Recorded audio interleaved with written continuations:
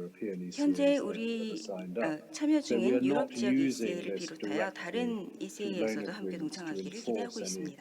individual environmental standards. 우리는 So 특정 very 환경 important 기준을 if someone says 적용시키기 to you 위해 해양 금융 that 대출을 signatory 이용하는 것이 design 아닙니다. principles means that you as a 어떤 shipowner 대주나 have to do 차주도 certain 포세이돈 things. 원칙에 참여했기 That is 때문에 not 특정한 because of the 원칙을 Poseidon 이행해야 하는 것이 principles, it would 아니라 be because an 각 individual 참여자가 스스로 signatory 환경 기준 및 wishes to 규약을 지키고자 wishes to 하는 use 의지가 있기 때문에 individual 이를 이행하는 것입니다. environmental standards in its covenants. But we do need to have the information in order 단 to 우리는 원활한 기후 produce the 연계성 산출을 calculation, 위해 and so 정보가 that is why 필요하고 we have 이에 고객과 required more 참여자들의 new 원활한 lending 협조를 통해서 clients to 측정에 agree to 차질이 provide us 없도록 that. 해양금융 대출 시 표준화된 약정 조항을 포함하도록 원칙으로 정하고 있습니다. Transparency is very important because unless we tell the 다음 world 투명성 역시 매우 중요한 원칙입니다.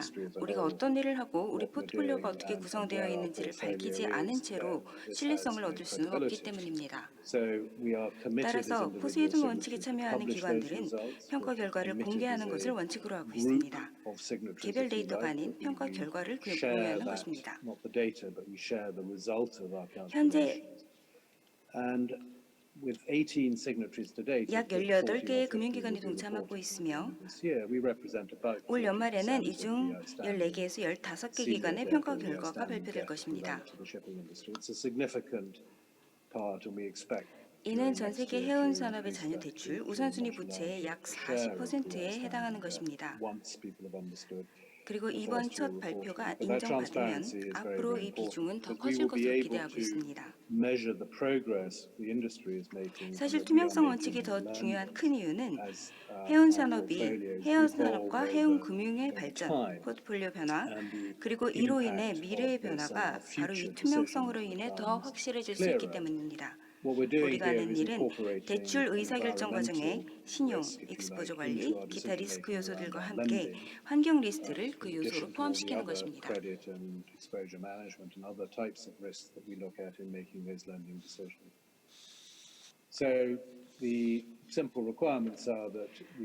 간단히 말씀드리면 투명성 원칙의 요구사항은 금융기관이 포세이돈 원칙에 동참하기로 가입하고 이것이 인정되면 앞서 설명했던 포트폴리오 기후 연계성 보고서를 작성하는 것입니다.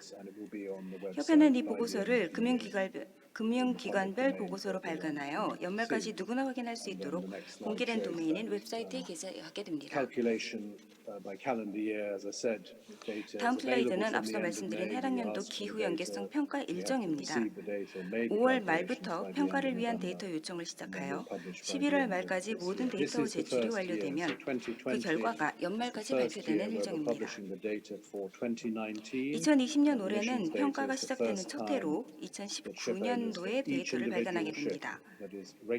IMO 규제하에 있는 모든 선박의 선주사들이 제 데이터를 제공해야 하며 우리 금융기관들은 그 데이터를 대출 포트폴리오 그리고 2019년 말 기준 개별 잔여 대출과 비교하여 기후 연계성을 평가하게 되는 것입니다. 이제 가버넌스에 대해서 이야기해 보겠습니다. 포세이돈 원칙 협회는 2003년 적도 원칙 가입을 지원하기 위해 설립된 적도 원칙 협회의 선례를 따르고 있습니다.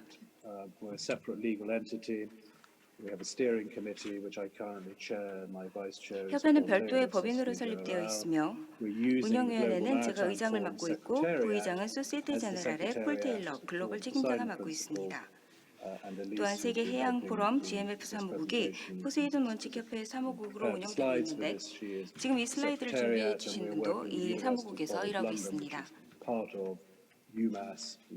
자문기구로는 해양자문대학 연구기관 유메스에 소속된 런던 유니버시티 칼리지 런던 대학교와 리키 마운틴 인스티튜트가 있으며 이들 자문기구와 함께 로리스 리지스터 그룹에서 포세이돈 원칙의 초안 수립에 많은 기여를 해주셨습니다. 최근 IMO 규정의 변화와 함께 또 다른 자문기관들이 필요할 것으로 예상됩니다. 한편 협회 기금은 연회비 납부를 통해 조성되고 있습니다. 규정 변화와 함께 새로운 원칙을 추가하는 것에 대한 논의도 계속 진행되고 있습니다.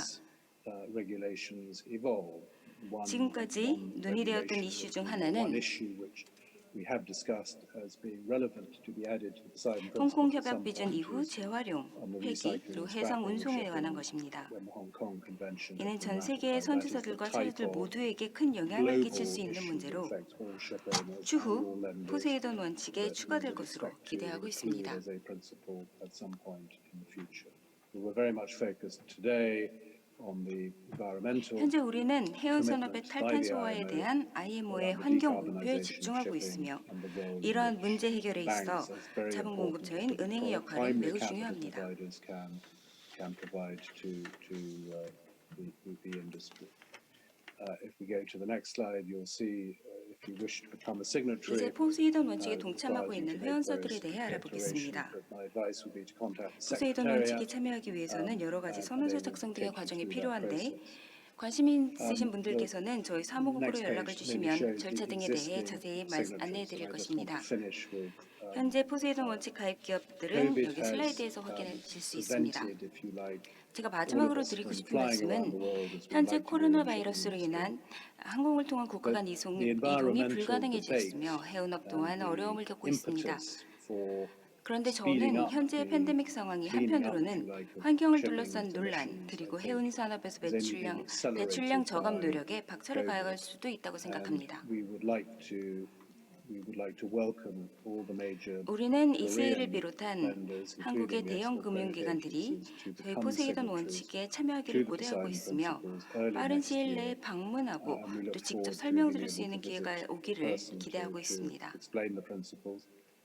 We expect a number of other 또한 banks to 많은 sign 다른 up 은행들 shortly. 역시 동참해 주기를 기대하고 있습니다. Understanding of the first year's 평가 첫 해인 reporting will 올해 help a lot of 보고서를 통해서 institutions to 더 많은 understand that 금융기관들에서 this is 포세이돈 about 원칙에 the 참여하는 industry 것이 working together. 해운업의 It is 공영을 about 위한 ship 길임을 owners, 이해해 primary 주시리라 capital 생각합니다. providers, and all of those, including the 선주, 주요 shipyards, who are 차주, going to 그리고 have such 조선소 an 등 important 관련 role 업계가 함께 in 힘을 모으면 helping develop 해운 new 산업의 환경 문제를 technologies around 해결하는 human 새로운 shipping, that we all 패러다임에 work together. 중요한 역할을 What the 할 수 있기 Poseidon 때문입니다. principles doing, they are saying we as the 포세이돈 primary 원칙이 도대체 financial 무엇인지 하는 providers to 질문을 the 종종 industry 받습니다. are going 포세이돈 to 원칙은 encourage 주요 our 대출 clients to 기관들이 reduce 해운업 their emissions 클라이언트들에게 as we move 배출량을 eventually, of 줄이도록 course, 독려하고 towards 궁극적으로는 zero-emission 제로 배출 vessels that the 선박으로의 world 변화를 will 통해 need if shipping is going to 2050년까지 50% 저감 effectively 목표를 become net 넘어서 zero by 제로 2050, 배출까지도 달성할 수 going way 있도록 beyond the 함께 50% 노력하는 것이라고 cut 생각합니다. that we have already seen. So with that, I hope that has been an explanation of where the 지금까지 Poseidon principles 포세이돈 are. 원칙에 대해 The secretariat, you 설명드렸습니다. can see 문의가 there 있으실 the 경우 화면의 website you can 사무국 contact 웹사이트로 them. 연락을 주시면 저희가 We 설명을 더 will 드리도록 very 하겠습니다. shortly, I think within about 2 weeks 조만간 of this 오늘 event, we will 컨벤션으로부터 be 약 2주 publishing, 뒤면 so 보고서가 by the end of 발표될 the year, 것입니다. publishing our results. We will be explaining individually where our 연말까지 results 평가 are. 결과를 And 발표하면서 I think that 각각의 will 결과에 help 대해서 설명할 many 기회가 other 있을 텐데 institutions who are yet to 이를 become 통해 signatories 포세이돈 원칙에 understand. 대해 더 잘 이해하고 Korea as 새롭게 a 참여하는 major 기업들이 늘어날 shipbuilding nation 것으로 is very 우리는 기대하고 important in this 있습니다. process, and the export credit agencies, who together with the banks are primarily 대한민국이 responsible 세계 for 최고 수준을 자랑하는 significant 조선업은 capital 우리의 that comes 이러한 into 노력이 shipping to 있어서도 build 매우 new 중요한 ships and to be 분야입니다. building the 또한 clean new 수출신용기관 ships. 역시 I think it's 은행과 very 마찬가지로 important that 선박금융의 we work 중요한 together 역할을 closely 하는 and that 만큼 the export credit 친환경 agencies 선박 join us 건조에도 큰 영향을 and 끼칠 become 수 signatories 있습니다. to the Poseidon principles. 그만큼 우리는 포세이돈 Thank you for 원칙에 your 함께 time, 참여하고 and I 긴밀한 will welcome any 협력을 questions. 지속하는 것이 매우 중요한 것이라고 생각합니다. 지금까지 경청해 주셔서 감사합니다. 이제부터 Q&A를 갖도록 하겠습니다. 회장님 발표 감사합니다. 이제 질의응답 시간을 갖도록 하겠습니다. 파커 회장님께서 지금 온라인으로 참여하고 계십니다. We have Mr. Parker online with us right now from London, UK. Due to time constraint, we'll first introduce you to the questions we received in advance and we'll interpret it into English to get the questions to Mr. Parker. And please let us know if you have any questions through the chat box in YouTube channel. Mr. Parker, we'll now begin a Q&A session. For the sake of efficiency, we collected questions in advance. I will explain the first question in Korean first, and then in English, and move on to the next one. 그럼 첫 번째 질문입니다. 부산은행 안병철 부장님과 수출입은행 양종서 박사님께서 해주신 질문입니다. 약정 이행을 위해서 선주에게 제공하는 혜택이나 페널티가 있는지, 또한 용선주가 포세이돈 원칙과 관련된 약정을 위반할 경우에 이것이 선주가 위반한 것으로 간주되는지를 물어봐 주셨습니다. The first question is from Mr. An Byung-chul at Busan Bank and Dr. Yang Jong-seo at Korea Export-Import Bank of Korea. Regarding the covenant clause, is there any advantage or penalty given to ship owners to enhance the enforceability? In addition, in case the charterer breaks the covenant relating to the Poseidon Principles, is it deemed that the ship owner breached the covenant? Thank you, and good afternoon, Busan. The covenant is simply about the owner providing emissions data in accordance with the IMO DCS regulation, which came into effect on January the 1st last year. The regulation applies to the owner of the vessel, not the charterer. But in most cases, the charterers have provided the data to the owners, who have passed it on to the relevant lenders and signatories. We believe we are entitled to this data under existing reasonable information covenants. But from the launch of the Poseidon Principles in June 2019, the signatories included a more detailed clause in new loan agreements, specifying more clearly what was needed to be provided to the lender. We do not believe any lender would use this covenant alone to claim an event of default, as a consistent failure of the owner to provide the data would imply a more major breakdown in their relationship. Now, the response levels in this first year have been very high, and very few owners have refused to provide the data, though one or two have not been able to obtain the data in time from a charterer. We will look to improve on this for the 2020 data, which we will report this time next year. 네, 답변 드리겠습니다. 먼저 질문 주셔서 감사합니다. 약정은 단순히 2019년에 발효된 DCS 규제에 따라 선주가 배기가스 데이터를 제공해야 한다는 것입니다. 대부분의 경우 실질적으로 용선주가 선주에게 데이터를 제공하고 이것이 서명기관에 전달되기는 하지만 기본적으로 DCS 규제는 선주에 적용되는 것이지 용선주에 적용되지 않습니다. 현행 정보 제공 약정만으로도 데이터를 입수하는 데 충분하지만 포세이돈 원칙이 도입된 이후에 서명기관은 구체적으로 어떤 데이터를 제출해야 하는 것인지 신규 대출 계약에 명시하기 시작했습니다. 저희는 단순히 포세이돈 원칙과 관련된 약정 위반의 이유로 금융기관이 부도 사유를 발동할 것이라고 생각하지 않습니다. 약정 위반이 반복될 경우에 이미 차주와의 심각한 신뢰 저하가 일어날 것이기 때문입니다. 2019년도 정보 제출률을 보면 시간 제약의 이유로 제출하지 못한 기관이 몇몇 있었지만 정보 제출률이 매우 높은 수준이었고 2020년도에도 정보 제출은 더욱 개선될 것으로 보고 있습니다. 이렇게 답을 해주셨습니다. 두 번째 질문도 안 부장님과 양 박사님의 질문입니다. 노후 선박을 보유한 선주 사이에서 반발이 있을 것으로 예상되는데 이를 어떻게 해결하실 계획인지 물어보셨습니다. The second question is also from Mr. An and Dr. Yang. There could be some backlash from owners of old and less efficient ships. How are you going to deal with this?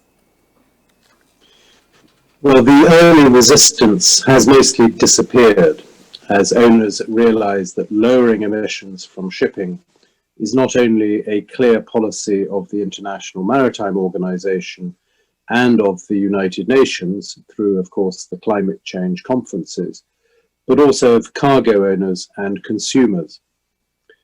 The Sea Cargo Charter, which takes effect on the 1st of January next year, signed by at least 18 major energy and commodity companies, will use the Poseidon Principles concept to measure annual voyage emissions of bulk owners in the tanker market and the dry bulk market, and use that to make their subsequent commercial decisions.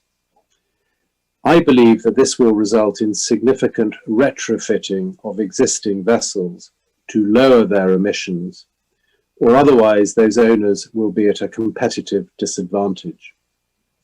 Unlike the Poseidon Principles, where the data does not affect any existing commitments and so doesn't change the terms of an existing loan, the Sea Cargo Charter's effect will have a more immediate impact to future employment of owners' vessels which have relatively higher emissions. We don't see a backlash, and there is now much more collaboration amongst all parties. Ship owners were on the Poseidon Principles drafting committee that I chaired, so this has been a partnership of responsible lenders and responsible owners. 초기에 반발이 있기는 했지만 배기가스 감축이 IMO나 UN의 정책일 뿐만 아니라 화주와 소비자의 바람이라는 것을 깨닫는 선주가 많아지면서 반발이 대부분 사라졌습니다. 2021년 1월 1일에 18개의 에너지 및 원자재 회사의 서명을 받아 해양 운송 규약이 발효되는데 이 규약은 포세이돈 원칙을 기반으로 탱크선이나 드라이선과 같은 벌크선의 연간 배출량을 계산하고 이를 상업 결정에 활용할 예정입니다. 따라서 앞으로 탄소 배출 저감을 위해 기존 선박을 개조하는 선주가 많아질 것으로 예상하고 있습니다. 개조를 하지 않는 선주는 경쟁력 우위에서 밀려나게 될 것이라고 생각합니다. 포세이돈 원칙으로 기존 대출 약정이 변하지는 않습니다. 반면에 해양 운송 규약이 발효될 경우에 배출량이 높은 선주의 용선 영업은 즉각적인 타격을 받을 것입니다. 현재로서는 반발보다는 협력의 분위기가 조성되어 있는 상황이고 선주들이 포세이돈 원칙 수립 단계에서부터 함께 참여했기 때문에 모두 책임감 있게 협력하고 있습니다. 마지막 질문은 소시에테 제네랄의 서준교 상무님께서 보내주셨습니다. 아직 ECA에 참여가 저조한데 ECA에 참여를 독려하기 위해 어떤 노력을 하고 있는지 물어보셨습니다. The last question is from Mr. Seo Jun-gyo at Societe Generale. Participation of ECAs seems to be limited yet. Are there any efforts going on to get more ECAs on board? We want all the ECAs involved in shipping to become signatories and to play an active role in the association as the principles evolve. We believe this initiative will ultimately encourage the building of the new, even more efficient vessels that will meet the new requirements recently proposed by the IMO and which will be able to run on existing and some zero-emission fuels. That will be a transition fleet, including modern LNG vessels that will still be operating when other zero-emission vessels start to hit the water in 2030. The industry needs to replace tonnage that cannot be retrofitted, but needs that new tonnage to have a full, useful life that meets regulations. The ECAs in the shipbuilding nations have a very important role to play in helping finance those investments, and the signatories want to work in partnership with the ECAs so that together we bring about the modern, safe and sustainable fleet that will meet the UN and IMO's decarbonisation targets. The COVID pandemic has prevented me and my colleagues in the association from travelling in person to Asia since March, or we would have met with the ECAs in person. So I welcome this opportunity to speak to the 2020 Busan Financial Hub Convention in describing briefly the Poseidon Principles. We met with one of the Chinese ECAs in 2019, and we know the Japanese are interested. We want the very important Korean ECAs to join us too. So to any ECA in the audience, please contact me or the Poseidon Principles Association via the organisers so we can discuss this with you and bring you on board as well.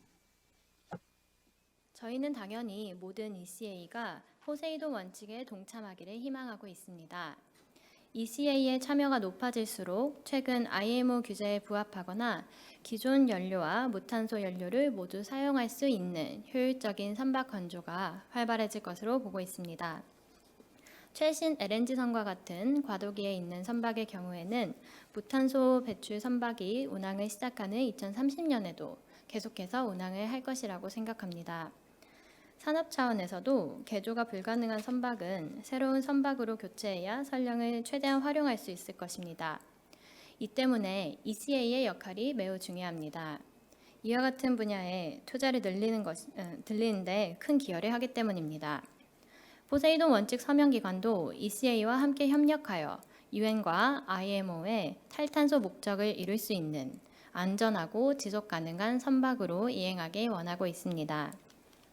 올해는 코로나로 인해 안타깝게도 아시아 지역을 방문할 수 없었지만 작년에 저희가 중국 ECA와 회의를 했고 일본 ECA에서도 관심을 보여주셨습니다. 조선 강국인 한국의 ECA도 참여해 주시기를 고대하고 있습니다. 청중분들 중에서 포세이돈 원칙에 동참하고 싶으신 분이 계시다면 행사 주최 측을 통해 저나 포세이돈 협회에 꼭 연락을 주시길 부탁드리겠습니다. 이상으로 추가 질문이 없어서 질의응답을 마치겠습니다. Thank you, Mr. Parker, for your time. Thank you very much. 이상으로 첫 번째 세션을 마치고 바로 두 번째 세션을 이어가도록 하겠습니다. 먼저 부산의 해양금융 경쟁력 제고 방안에 대해 한국해양대학교 이재민 교수님. Right away. The first presenter is Professor Lee Jae-min from KMOU, and we invite Professor Lee to the podium.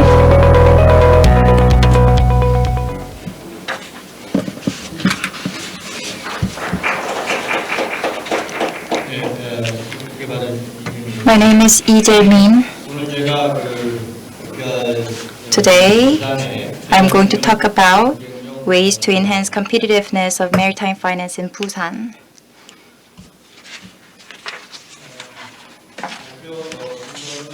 So the table of contents would be first, domestic ship finance market, second, global ship finance market trends. I will talk about them briefly, and then I'll move on to ways to enhance competitiveness of maritime financial market in Busan. If you look at the domestic ship financial market, we could see that Korea's ship finance lags behind the shipbuilding and shipping sectors in Korea.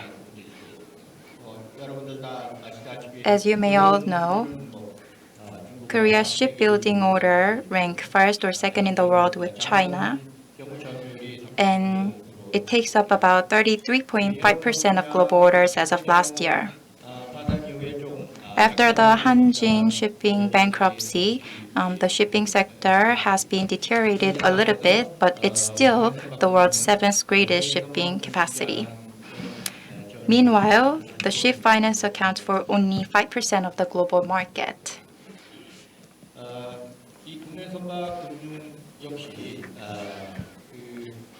Korea's ship finance is mostly derived from the public financial institutions. This is not a normal compared to other countries' cases. In fact, the volume of ship finance from commercial banks is 10% of those from the public banks. And setting aside bank loans, most ship finance comes from shipping funds, but the ratio is not significant.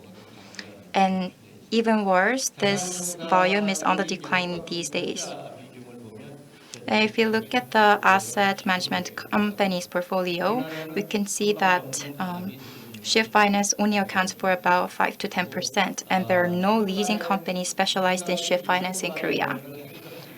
And although ship companies issue bonds, they do it in order to increase working capital rather than to purchase ships.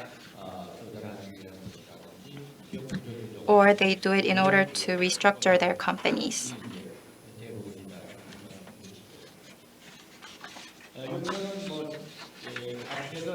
This table shows what I've mentioned earlier. Korean public financial institutions like KEXIM and KDB has increased the ship finance amount from 2012 to 2017. On the other hand, commercial banks' ship finance portfolios rate of increase is not significant enough, and the volume itself is relatively small compared to KEXIM and KDB as well. Let's take a look at global marine financial trends.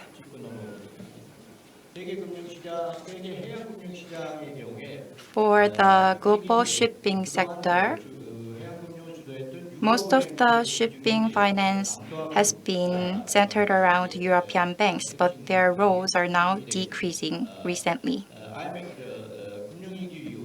After the 2008 financial crisis, the volume of financial supply has been decreased, and some banks have exited from the ship financial market. So as of 2008, the capital from top 20 banks fell from 35,000 in 2008 to 25,000 in 2020. As well, the regulations are tightening, including stronger Basel framework. As such, the ratio of European banks has fell,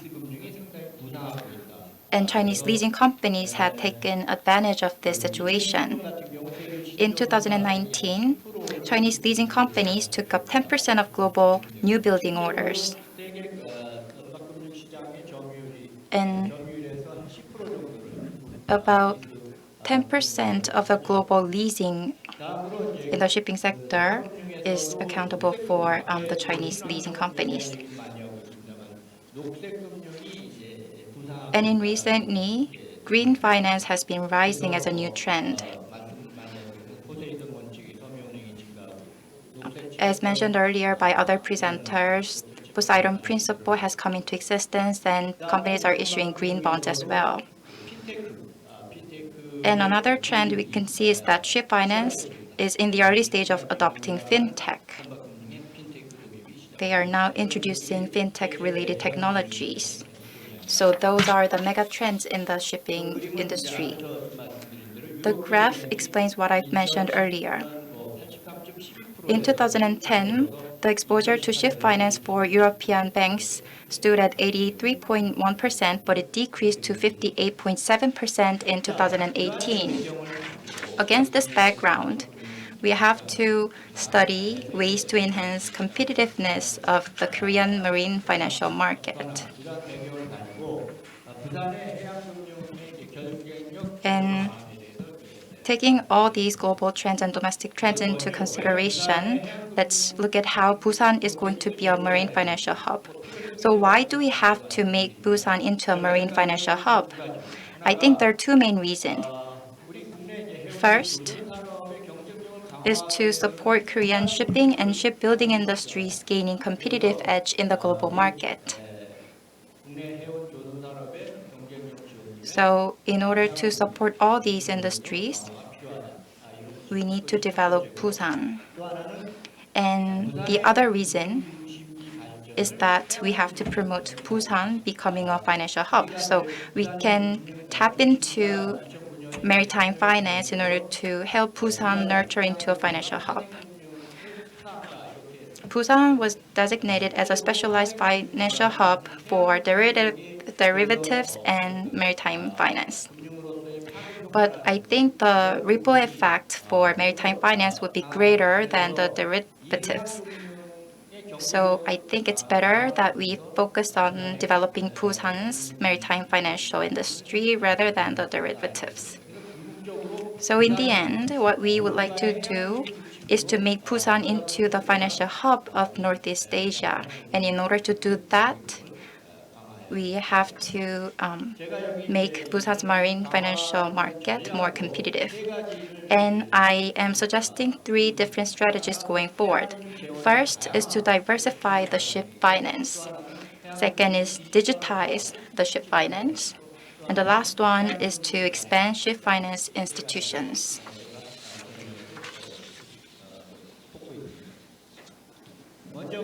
So first, the strategy for diversification of the ship finance. I think we need to promote three different pillars to do so. First is to introduce financial leasing for the shipping industry. Second is to promote shipping funds. And third is to create a maritime bond market. So let's go one by one. So in order to introduce lease finance, I would like to share the case of Chinese lease companies. Chinese leasing companies are now responsible for about 10% of the new buildings these days. So in 2019 alone, $15.5 billion has been injected into Chinese leasing companies. Chinese ship leasing companies actually grew their businesses from simply leasing ships to Chinese domestic shipping companies to dealing with global shipping companies like Musk, MSC, CMA, and CGM. There are more than 20 ship leasing companies in China, most of which are subsidiaries of major state-run banks.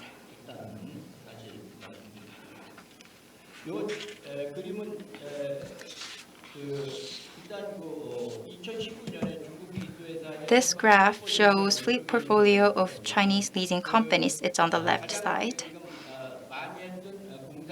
And as you could see, that ICBC and BOCOM's subsidiaries are taking the lion's share at $11.3 billion.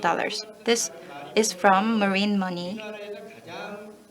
And if you look at this report, the same one, you can see that Kexim's portfolio is also at 11.3 billion.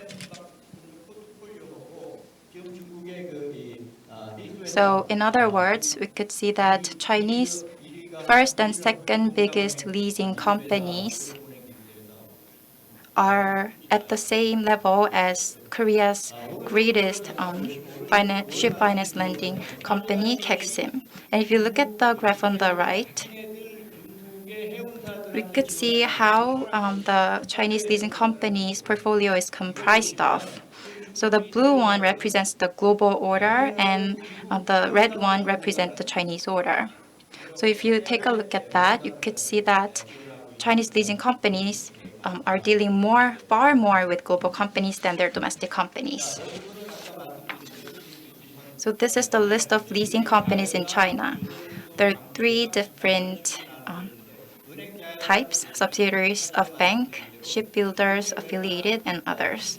So if you look at the subsidiaries of banks, many of the prestigious state-run banks of China have their leasing company as subsidiaries. Not only China, but also Japan is worth looking at. Japan has a system called JOCO. So the lease broker can raise about 20 to 30% of the ship price from investors and raise the remaining 70 to 80% from the banks. So in total, the finance can be provided 100% to the shipping companies. And especially as for Japan, under the JOCO system,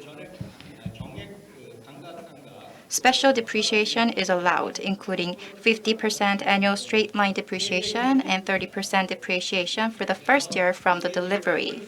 So all those tax benefits will be distributed to the investors and the shipping company. And utilizing this lease financial system,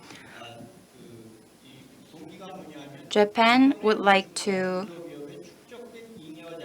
utilize surplus capital of small to medium-sized enterprises. That is why Japan first made JOCO system. So the implication is that for Korea, people think that shipping companies has to own ships, but this is not true. We need to think outside of the box. In order to enhance their competitive edge, there should be a leasing company specialized in ship finance. But it's quite difficult for commercial banks to have leasing companies as their subsidiaries, so it's necessary that public financial institutions like KOBC, KDB, Kexim establish subsidiaries so that they can make financial leasing companies as well. So the second strategy is to promote shipping funds. And the case for Germany KG fund is worth looking at. From 2002 to 2007, the amount of investment into KG fund took up about 8.1% of the global investment into new buildings. This has been activated because the investors were able to utilize what's called the accelerated depreciation.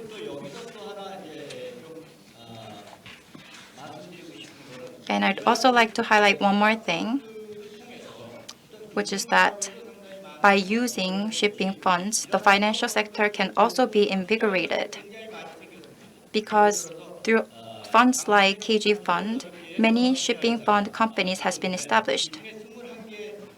For example,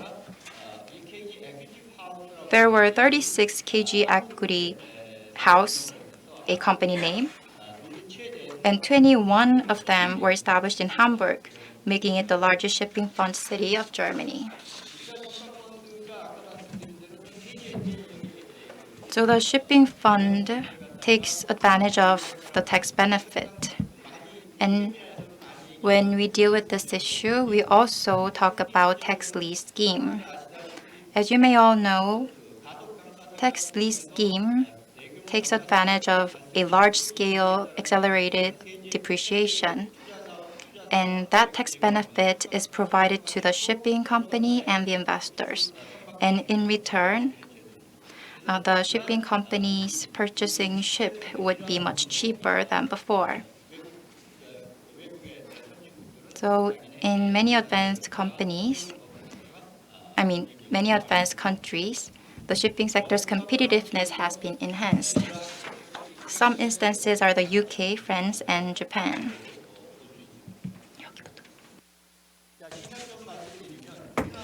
So this implies that the taxless scheme or tax benefit schemes should be introduced in Korea as well in order to boost the investment into shipping industry. Sometimes when we talk about tax benefits, the government will be worrying about reducing tax earnings. However, the tax benefits can increase the total volume. And recent studies has those backgrounds. And in case of Busan, it is recommended to benchmark KG's equity house in Hamburg, Germany.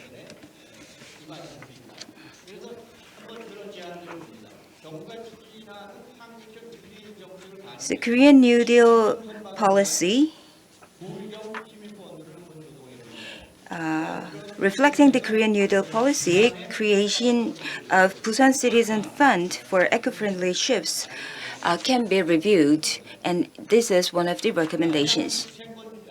And next, we'll talk about green shipping bond market. Issuing the green shipping bond, which took place in Norway,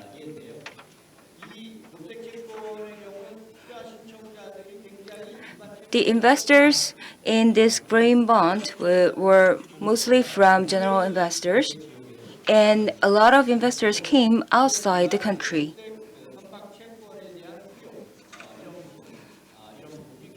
And the demand for a green shipping bond was really large. And another case study for Norway is that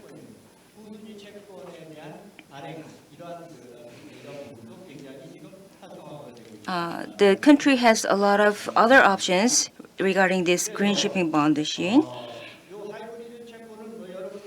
This hybrid bond means that high risk has the basis on the high risk, high return.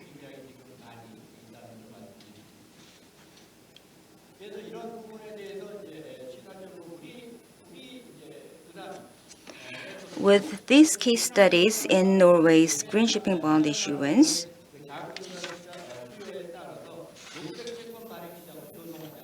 it is recommended to create a green bond market in Busan.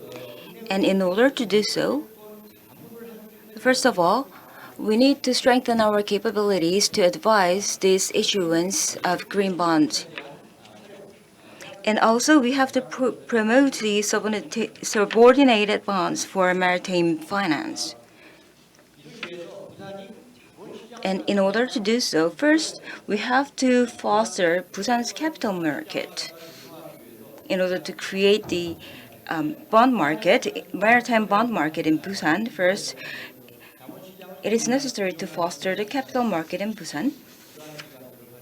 And we have to work with capital market support agencies such as Korea Exchange and Korea Security Depository. Next, we'll talk about the digitalization of maritime finance. So the first recommendation is applying blockchain technology for maritime finance. And the second one is for digital platform. And third, tokenization. The blockchain technology is applied to many other fields, but also in shipping maritime finance.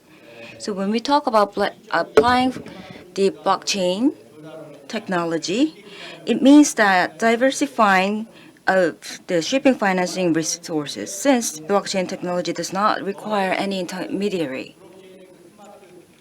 Also, the smart contract in blockchain technology can increase the security, increase the transaction speed, and reduce intermediary cost. And also the asset management, collateral asset management will be more transparent because we can follow the management, the status of ships' collateral assets in real time. So applying blockchain technology to maritime finance has these advantages. And one case we will look at is shipowner.io in London, which introduced the blockchain technology to ship finance for the first time in the world. So they have two purposes. First, bringing ship owning to masses, so popularizing the way to own the ships. And second, it facilitates financing for shipping companies by increasing the accessibility. This company, shipowner.io, developed SHIP, which is an exclusive token created on the Ethereum blockchain. The second idea is creating the financial digital platform for maritime finance. We have one case in Hamburg. This scheme means that operate an integrated financial platform for asset-backed ship investment. This platform has launched in May 2019 with 9 banks and 6 funds, but at the end of 2019, they have 12 banks and 26 AIFs. So the digital platform for maritime finance is widely adopted. And we see the tokenization of ship finance. The case in point is Magna Maritime in London. The concept is that dividing the ownership of ship assets and issue digital tokens, which means that tokens are the representation of investment portfolio, so right for dividends and asset value, and also enables investors to retrieve the investment in secondary market.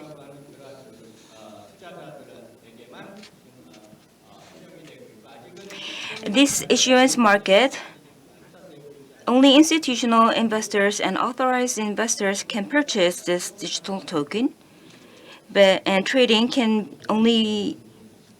is only available among Magma members.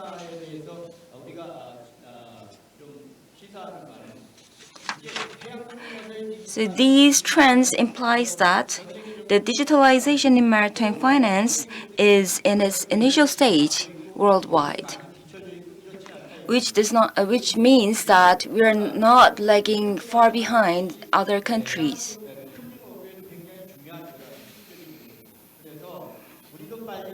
And digitalization is important in many other fields, but also important in maritime finance as well. So we have to ratchet up our effort to digitalize the marine finance sector. Busan is the center of maritime industry, and also it's the best place to try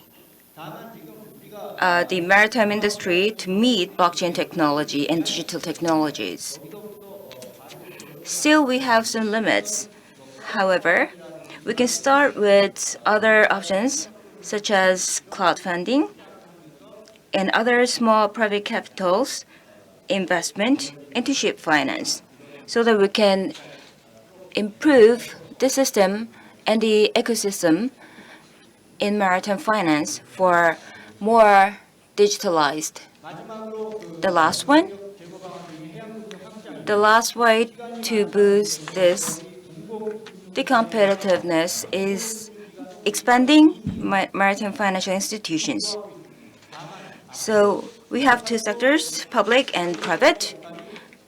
We're running out of time, but we are depending on a lot to public sector institutions. However, commercial financial institutions needs to be raised as well. Recently, the BNK Busan Bank established a specialized organization,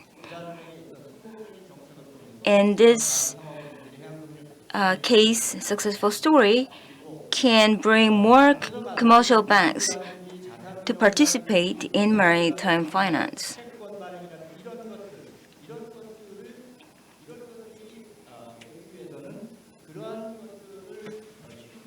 And we need more private sector participation in order to deal with our first and second recommendations as well.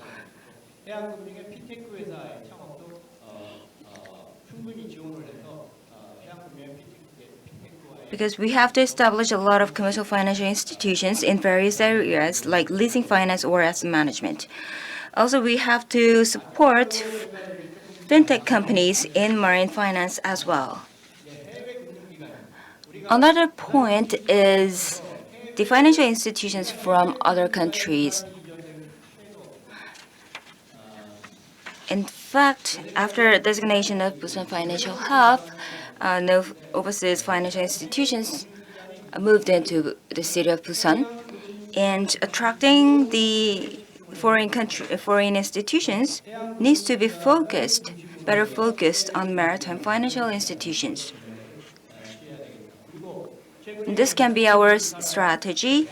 And another trend we have to take a look at is that a lot of foreign institutions are thinking about leaving Hong Kong, and we have to take this into consideration as well.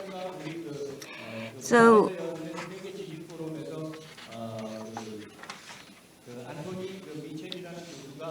in Busan, we have Professor Mitchell, who brought up with the concept of maritime bank.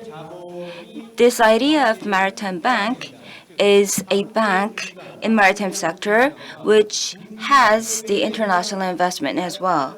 So we have a lot of domestic investors which consist of a large portion of this bank, but as well we have foreign institutions as investors as well.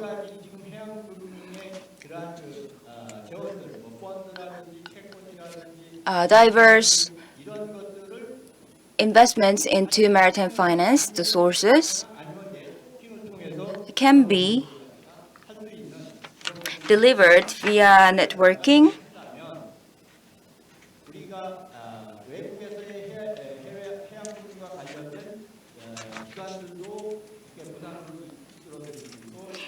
And financial companies as well as related professional services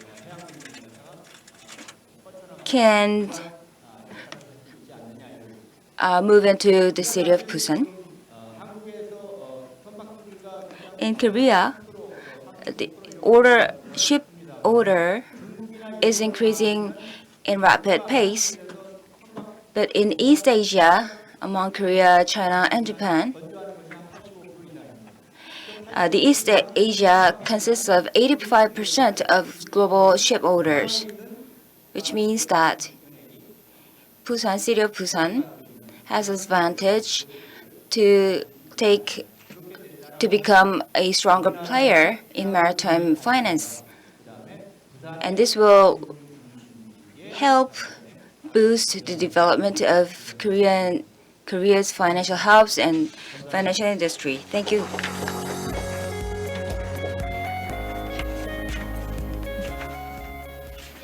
Thank you, Professor Lee, for your presentation. Now, we will have Professor Yoon Hee-sung on the stage for his presentation on the potential of Busan as a maritime financial hub. Please welcome him onto the stage.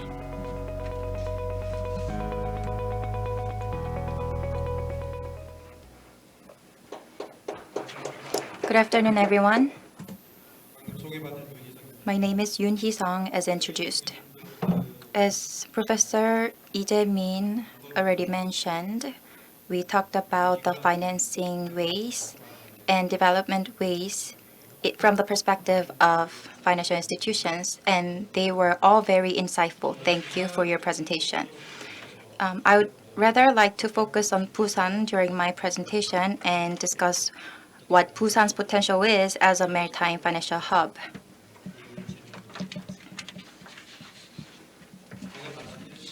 So the table of contents is as follows. First, I'm going to go through the overview, followed by Busan as a maritime center and Busan as a financial hub.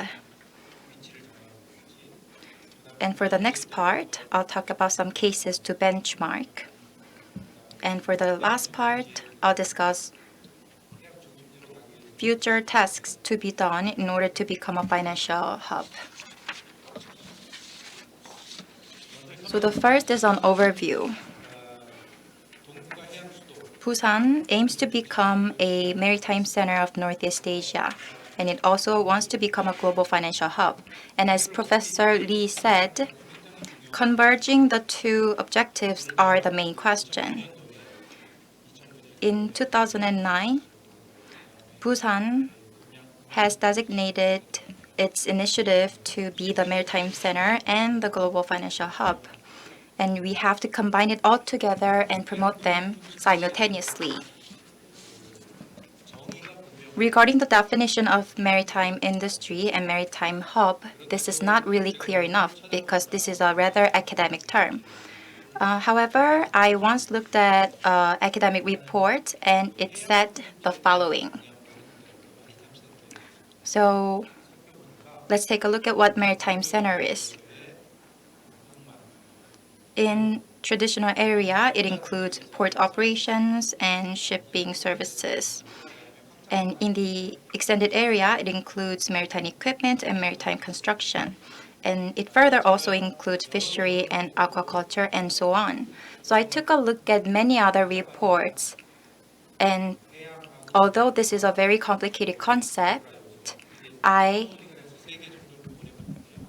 try to color code it and make it into a simple version. So there are pillars related to shipping, finance, culture, and so forth. So the blue part is related to the maritime sector, while the navy is related to infrastructure and others. And the orange one deals with financial sector. So competitiveness, infrastructure, global stance is also included into this pillar. So they all work together like an organism. And I think they do have a feature that's characteristic of an organism.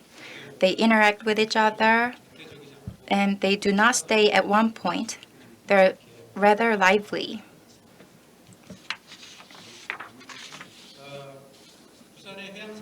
So we'll take a look at maritime industry of Busan. It's leading the regional economy. It actually has world's largest shipbuilding cluster,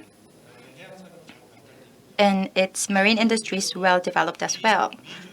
Geographically, it's serving as the gate to trans-Pacific routes, as well as the starting point of European routes.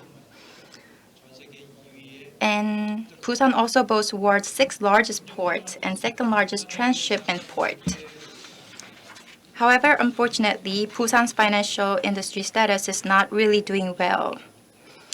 Busan's financial industry accounts for 5.9% of total industries of Busan, and its public financial institutions is not developed enough, and it also has relatively small number of 50,000 employees.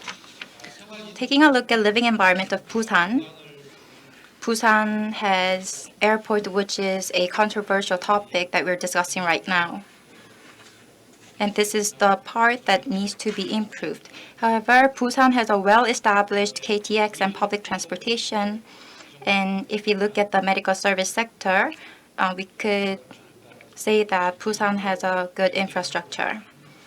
And as for education, it has foreign schools, special purpose high school, and many universities. However, as for global capability, the language and multinationality index is not really doing well. Singapore is standing at the world's best, while Busan is in the 4th. For educational institutions, there are many different types of educational systems clustered in Busan. There are also many research institutions, as well as financial education centers and maritime finance centers within Busan, including KMOU GSMF Master's Course and KBI Short Program. Then, let's talk about Busan as a maritime center. Where does Busan stand in terms of maritime center? Minwon Economics is a Norwegian research institution. I took a look at the report published by this organization, and the assessments are divided into objective and subjective sectors. So let's take a look at how they are assessed. First, for the subjective assessment, Busan is at 14th rank. I marked ranks that are worse than 15 as brown and better than 15 as blue. As for the shipping sector, Busan is not really doing well, but for financial and port and logistics, it's doing fine. Subjective assessment is about how people recognize Busan, and this is done through questionnaires. And what is important is rather the objective assessment. And for this, Busan is ranking at the 8th place. And if you take a look at it, Busan is not really doing well in the shipping sector, while its finance, legal, and maritime technology is doing well. In fact, the maritime technology for Busan is world's best. What's really interesting is that objective attractiveness of Busan, which are based on statistics, is not really good for Busan. So in general, we can analyze strength and weakness of Busan. So Busan has strength in shipbuilding, ports, and subjective attractiveness, but it's weak in the shipping sector, legal expertise, and objective attractiveness. So its subjective and objective attractivenesses are in different places. So going forward, how are we going to improve them? So from now on, we'll take up Busan as a financial hub. GFCI report is a famous one, and I brought the latest one published in 2020. So it assesses business, environment, human capital, infrastructure, and financial sector development. So where does Busan stand in GFCI? So it surveyed about 114 cities, and Busan is ranked 40.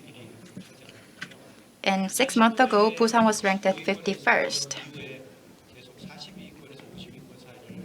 It used to be at the 15th ranking before, but this ranking has fallen to 40th as of now. So as you can see, the West Line theory is happening because 6 out of the top 10 cities were Asian cities. So within Asia, where is the Busan's place? Among Asian cities, Busan is being ranked at the 10th. And out of top 10 Asian cities, 5 are actually Chinese, including Shanghai and Guangzhou and Shenzhen. Those relatively smaller cities of Shenzhen and Guangzhou are now rising. So Seoul is ranked at 25th and Busan is ranked at 40th. Oh, and we have analyzed the profile of where Busan is standing. If you take a look, it's classified into its broadness and depth. And the other pillar is global and international. So Seoul is at the global stance, while Busan is at international stance. There are many cities lagging behind Busan, but Busan is at the middle position in the global market. And from the broadness and depth, Busan is in the middle position too. So let's take a look at the strengths and weakness of Busan as a financial hub. By applying the framework of the assessment, this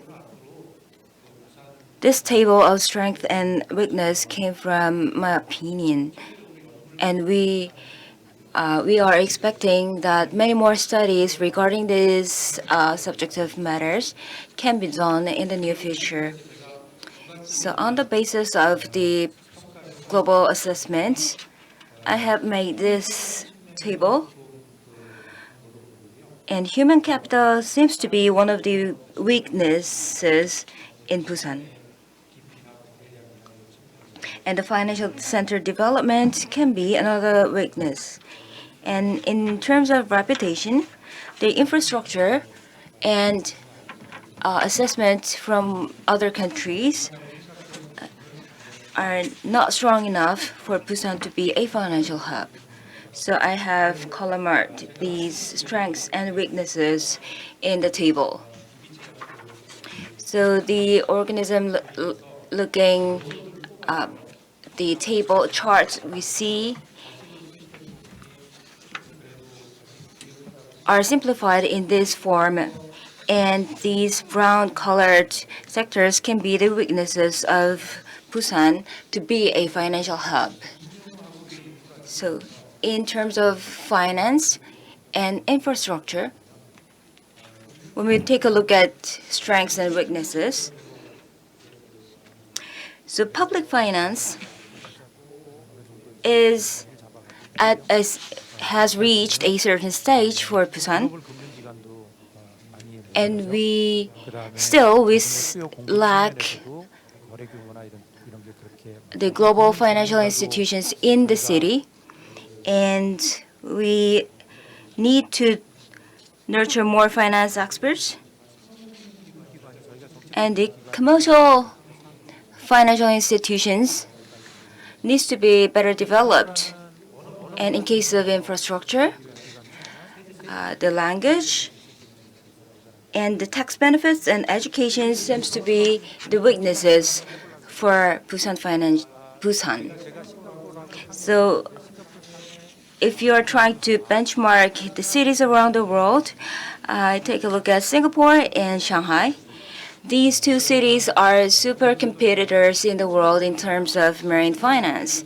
So let's talk about Singapore first. In 2000, Singapore established IMC unit within MPA, and 3 years later, in 2003, it came up with the IMC 2030 Master Plan.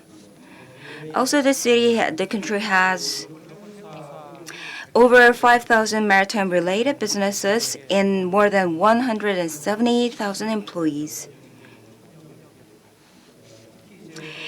And among these businesses, global shipping companies, as well as shipping brokers, shipping law firms, and marine engineering companies consists of a large portion. And the maritime industry contributes 7% of Singapore's GDP.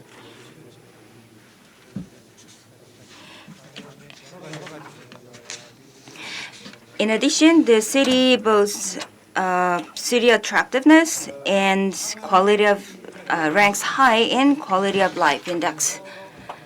The second city is Shanghai. Shanghai is very well developed financial center as well. So we have the picture on the slide on the left side. The left side is Shanghai, and the picture on the right side comes from Busan. And this Shanghai's financial sector. In this building, we can find a lot of prominent financial institutions from all around the world. Comparing these two cities, I have to wonder that Busan still stays at a local financial center.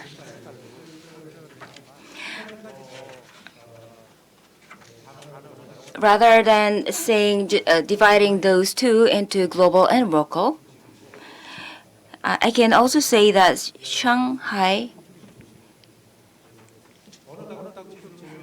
when compared to Shanghai, Busan stays on the public side.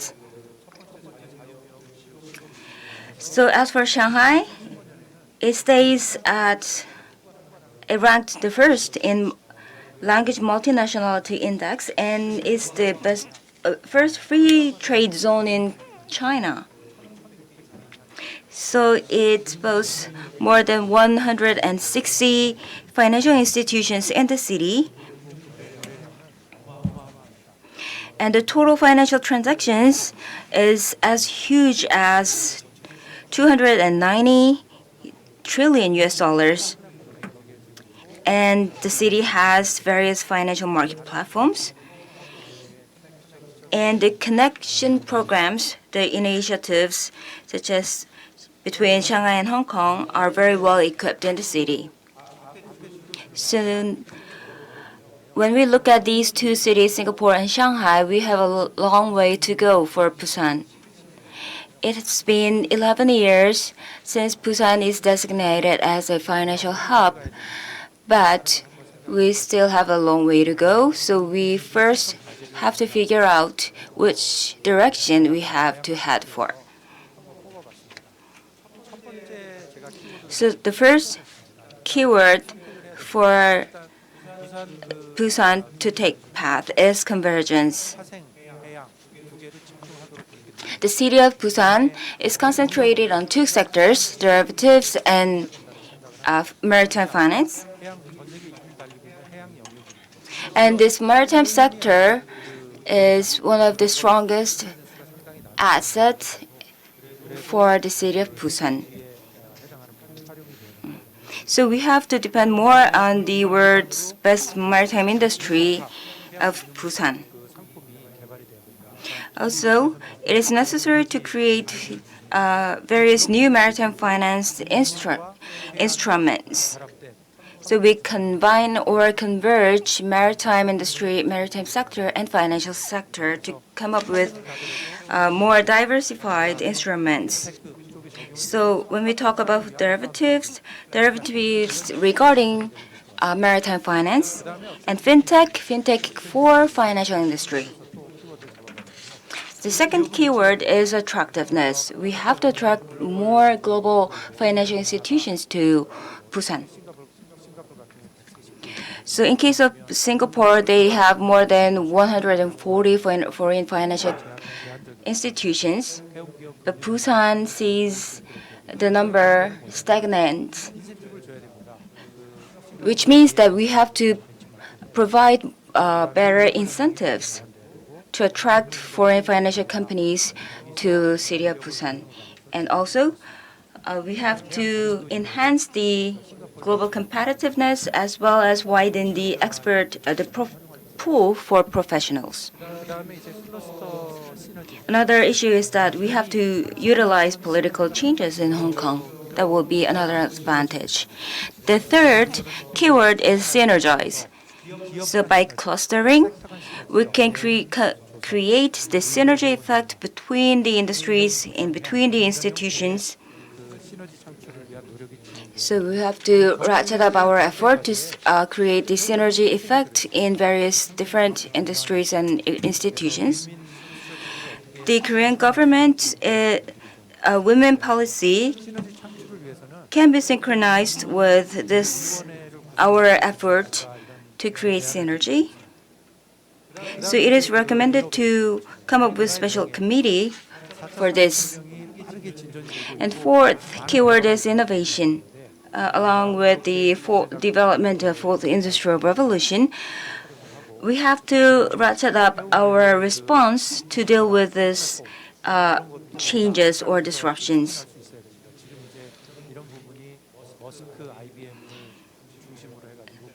Centered around the Maersk and IBM, a lot of innovative activities are on its way. And this could be the things we have to deal with in the future in the public sector as well. We see the big techs and fintechs. So the big techs, the big technology companies, and utilizing this emergence of big techs can boost the fintech sector or innovative sector for Busan. Also, the experts with knowledge convergence are a necessary factor for innovation. So when we develop more regarding the expert nurturing, first we have to nurture interdisciplinary experts, which means that the experts for convergence. In the city of Busan, when foreign companies are trying to employ the experts or professionals from the district, for them it is very important to have local experts who can deal with the globalization, or if they have the global perspective or capabilities is very important. The linguistic ability of these experts can enable them to work as a staff to boost promotion of the Republic of Korea in the global scene. And at current stage, we are providing support for nurturing experts, but I think it is not enough, and we have to take a longer perspective to come up with long-term investment. Next keyword is global collaboration. There are countries who are leading the maritime finance, such as the UK or Greece. So in terms of education, it is necessary to work with the global leaders, leading education institutions in the world, such as Case Business School in city of London University. And as for international conferences, we have various events and conferences, but we still have to utilize this as a chance to come up with practical for this. The quality of life is another important sector, because when foreign financial companies are trying to move into one city, they have to secure the life environment. One thing we are easy to miss is that the cultural factor, cultural living standards. So in case of Shanghai, several years ago, the Shanghai seems to be an isolated city which only has someone's home, office, and hotel, and nothing else. So we have to also pay attention to cultural aspects as well. The last part is remaining task. First, we have to come up with national consensus built in this country. So we have to have clear idea with where this country is going, and we have to visualize the future image and share this idea with everybody in this country. So when we think about 10 or 20 years later, every children at this moment also needs to have clear picture on the future of Korea. Another task needs to be focused on intergovernmental collaboration, because government agencies needs to collaborate and work with each other to come up with better policies and better incentives to attract foreign countries. Also, creation with convergence, which means that vessel investment, crowdfunding, shipping derivatives needs to be done. And if you are developing these sectors and these instruments, I believe that Busan will be one of the strongest maritime financial sector in the future. Thank you for listening.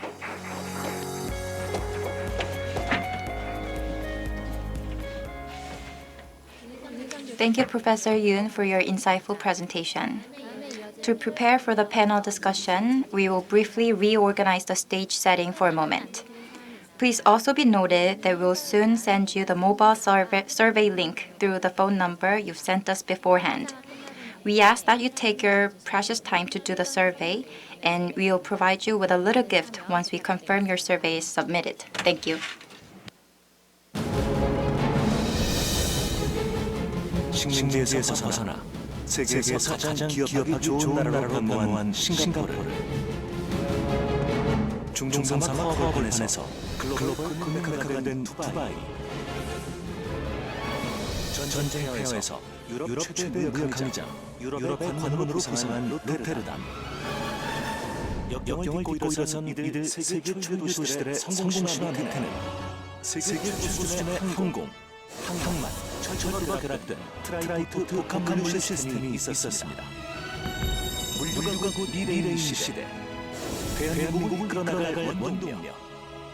바로 트라이포트입니다.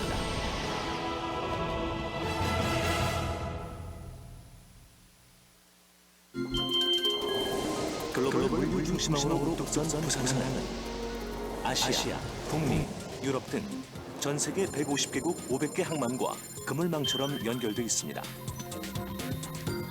하지만 국제 규모의 관문 공항이 없어 국제 경쟁력의 한계를 맞았습니다.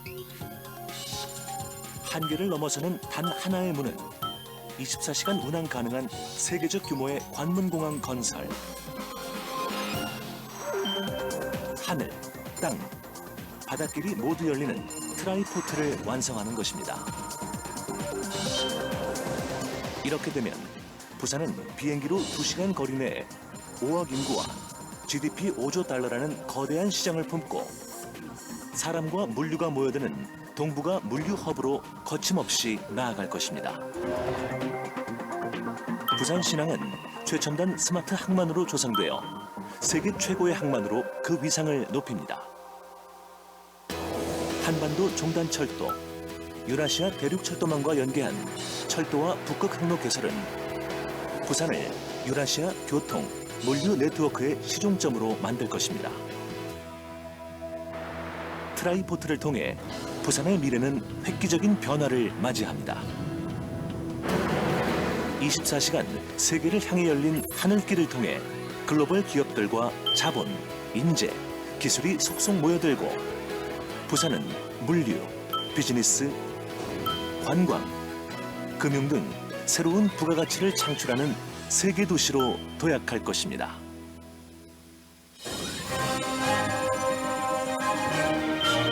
(4차) 산업혁명 시대에는 24시간 멈추지 않는 물류가 대한민국의 미래입니다. 세계 물류가 모이고 뻗어나가는 동북아 시대를 넘어서는 물류 중심 전략. 부산이 트라이포트 구축으로 대한민국의 새로운 100년을 견인합니다.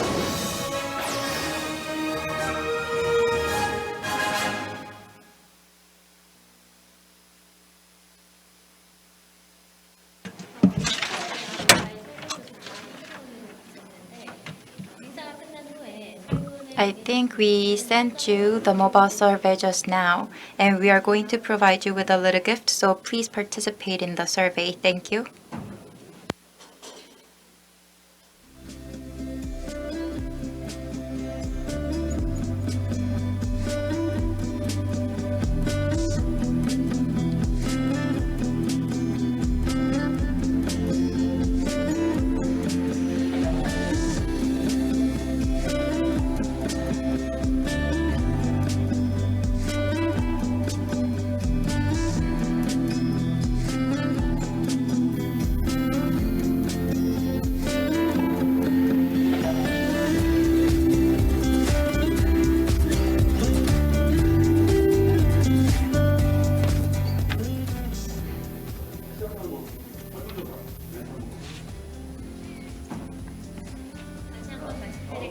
Let me notice again. You have sent you the mobile survey linked through your mobile phones. We're going to provide you with a small gift, so please participate in the mobile survey. Thank you.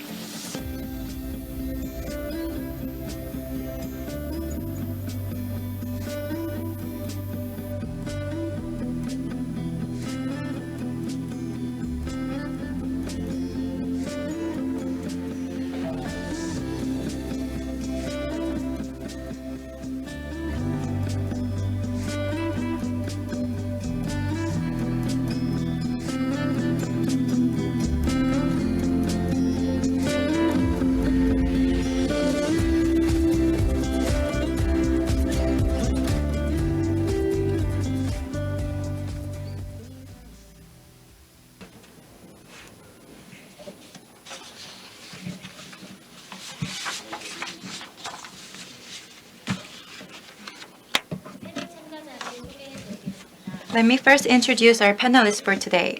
Professor Lee Ki-hwan of Korea Maritime and Ocean University, who will be the moderator for today. Mr. Kim Byung-chi, Director General of Financial Supervisory Service of Korea. Mr. Jung Woo-young, lawyer at Lee & Co.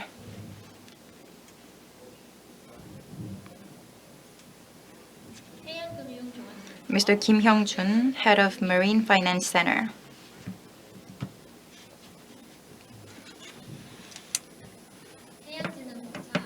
Mr. Jung Sung-jo, Department Head of Korean Ocean Business Corporation, or KOBC. Mr. An Byung-chul, Department Head of Busan Bank. So from now on, we're going to start the panel discussion. This will be proceeded with Mr. Lee Ki-hwan.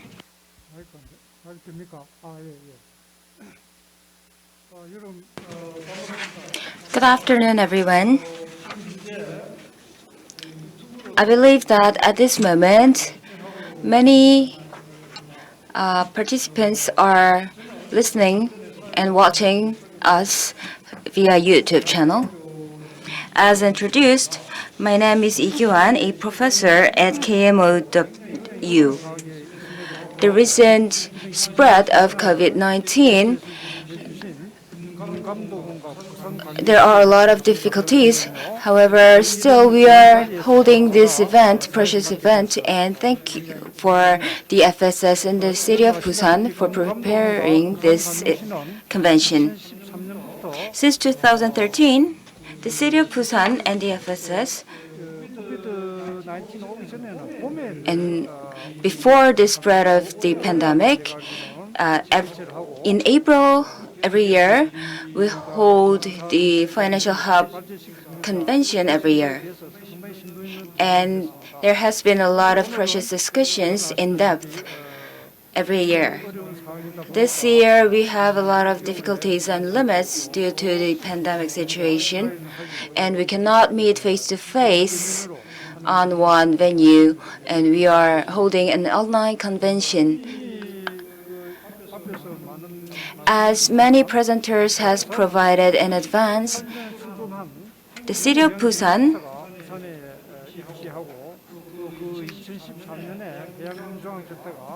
with marine centers in Busan, a lot of financial institutions and public sector institutions are located in the city of Busan regarding finance and maritime finance. And as Professor Yoon has delivered, the KMOU has worked with the FSC, and it is established so I believe the city of Busan is well equipped with the infrastructure in terms of maritime finance.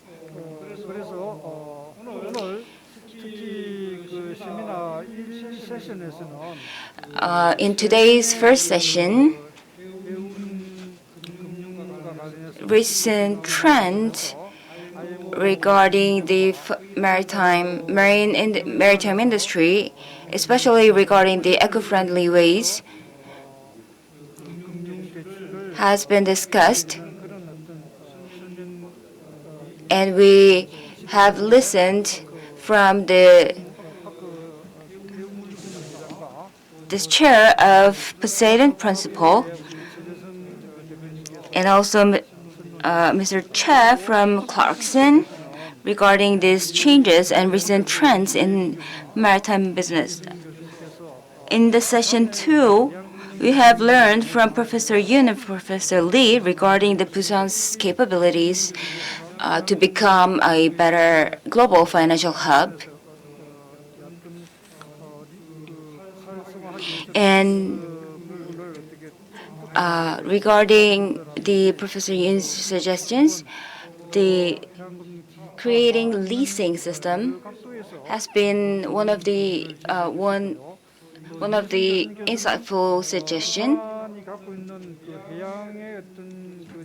And Professor Yoon has suggested that the infrastructure of maritime industry has to work with the financial industry to create a marine financial hub.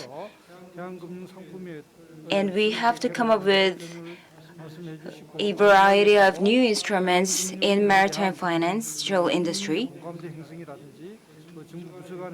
And the government agencies need to collaborate with each other to come up with better policies and better ecosystem for maritime industry.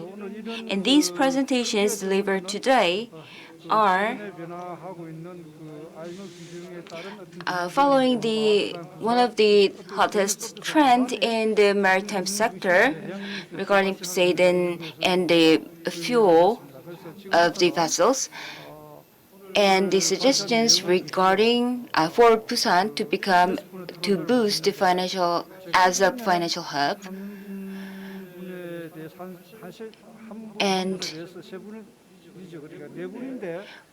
So far, we had 4 presentations, and in case of the second presentation, Mr. Parker, as we met him with recorded video clips, and we have 3 presenters here at the table to talk more in depth about the delivered presentations and this topic.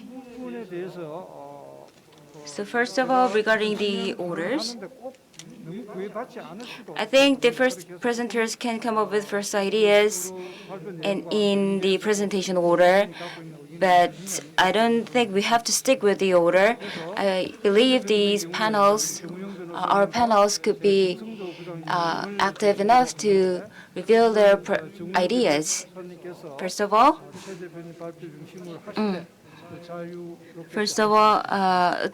we'll listen from the first presenter. Thank you. I am specialized in ship finance, so I'm not really good with environmental issues. However, from the perspective of a non-expert, I'd like to provide some financial perspective. And I'd like to ask for some clarification from the perspective of a financier.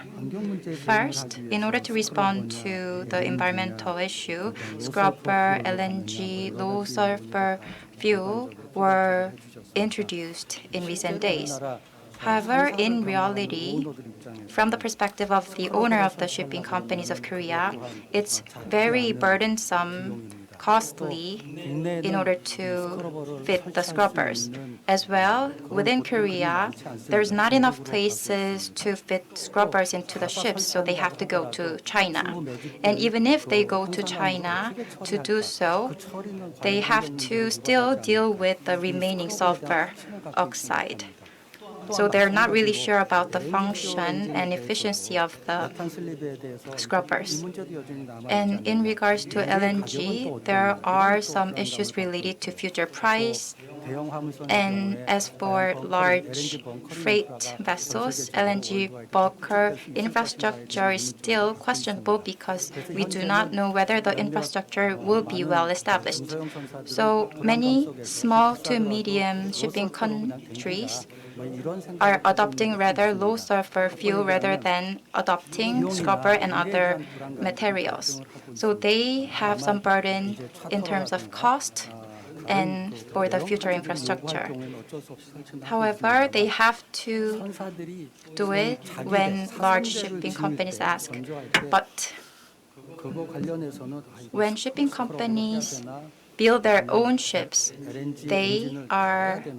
they have to make a decision between whether to fit the scrubber or to not do it, and rather use low sulfur fuel. So this is not only the problem of the shipping industry, but also for the financial industry, because financial industry is the one that sources the finance for these companies.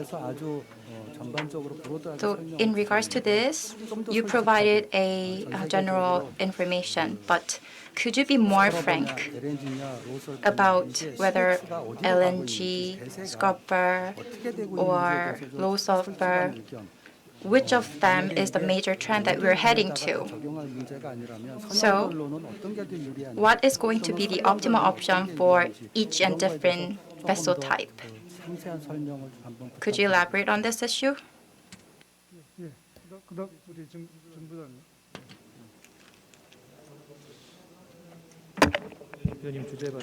First of all, I'd like to make another question regarding the first presentation from Clarkson.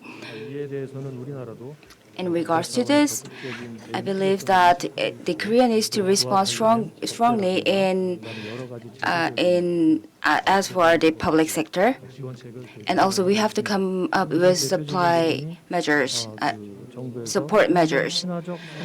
Korean government has established the eco-friendly vessel law since January 1st this year, and this law legislates the concept of each vessel types, and the government agencies are collaborating to come up with the research regarding this issue.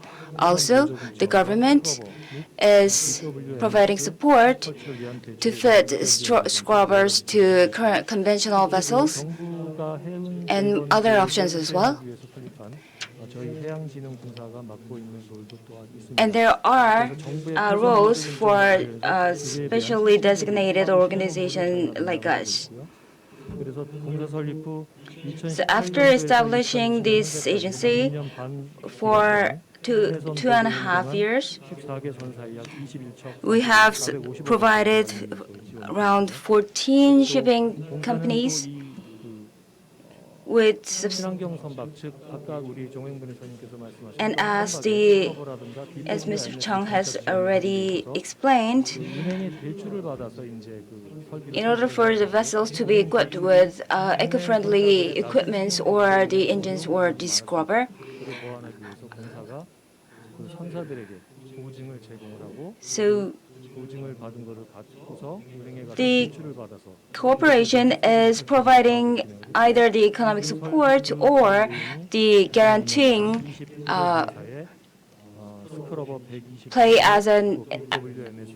become a player for guaranteeing this process.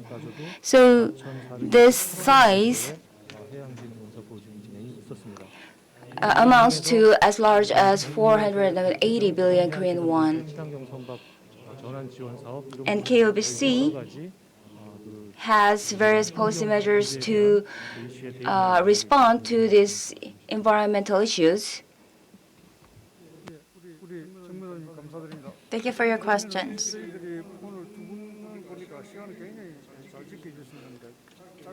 Thank you for making it brief. I think you have 5 to 6 minutes each for your discussion. And we will also deal with some questions that we have online.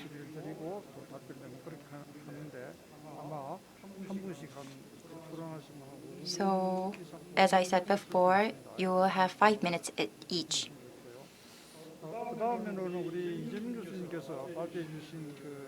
Next, with regard to Professor Lee Jae-min's presentation, I heard that Director General Kim Byung-chil of the FSS has some comments to make. At the same time, Mr. Kim Hyung-jun of Marine Finance Center and Mr. An Byung-chul also have some comments to make. So first, we're going to hear from Mr. Kim Byung-chil of the FSS, followed by Mr. Kim Hyung-jun and Mr. An Byung-chul. Thank you. My name is Kim Byung-chil. I'm the Director General of International Affairs Department at the FSS. Thank you, most of all, for your insightful presentation and all the panelists. I'm very thankful as a host of this conference. Today's conference is about how to envision the ideal maritime financial hub, while also discussing Busan's journey towards becoming a financial hub, as well as its future directions.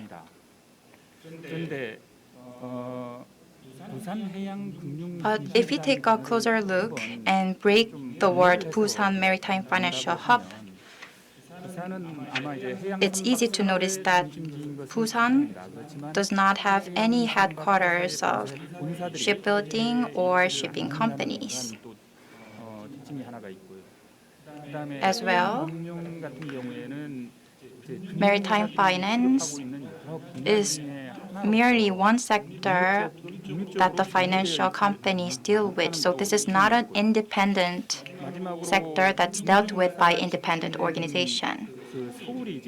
Also, Seoul, which is a bigger capital, already exists. So it seems quite difficult for Busan to become another financial hub.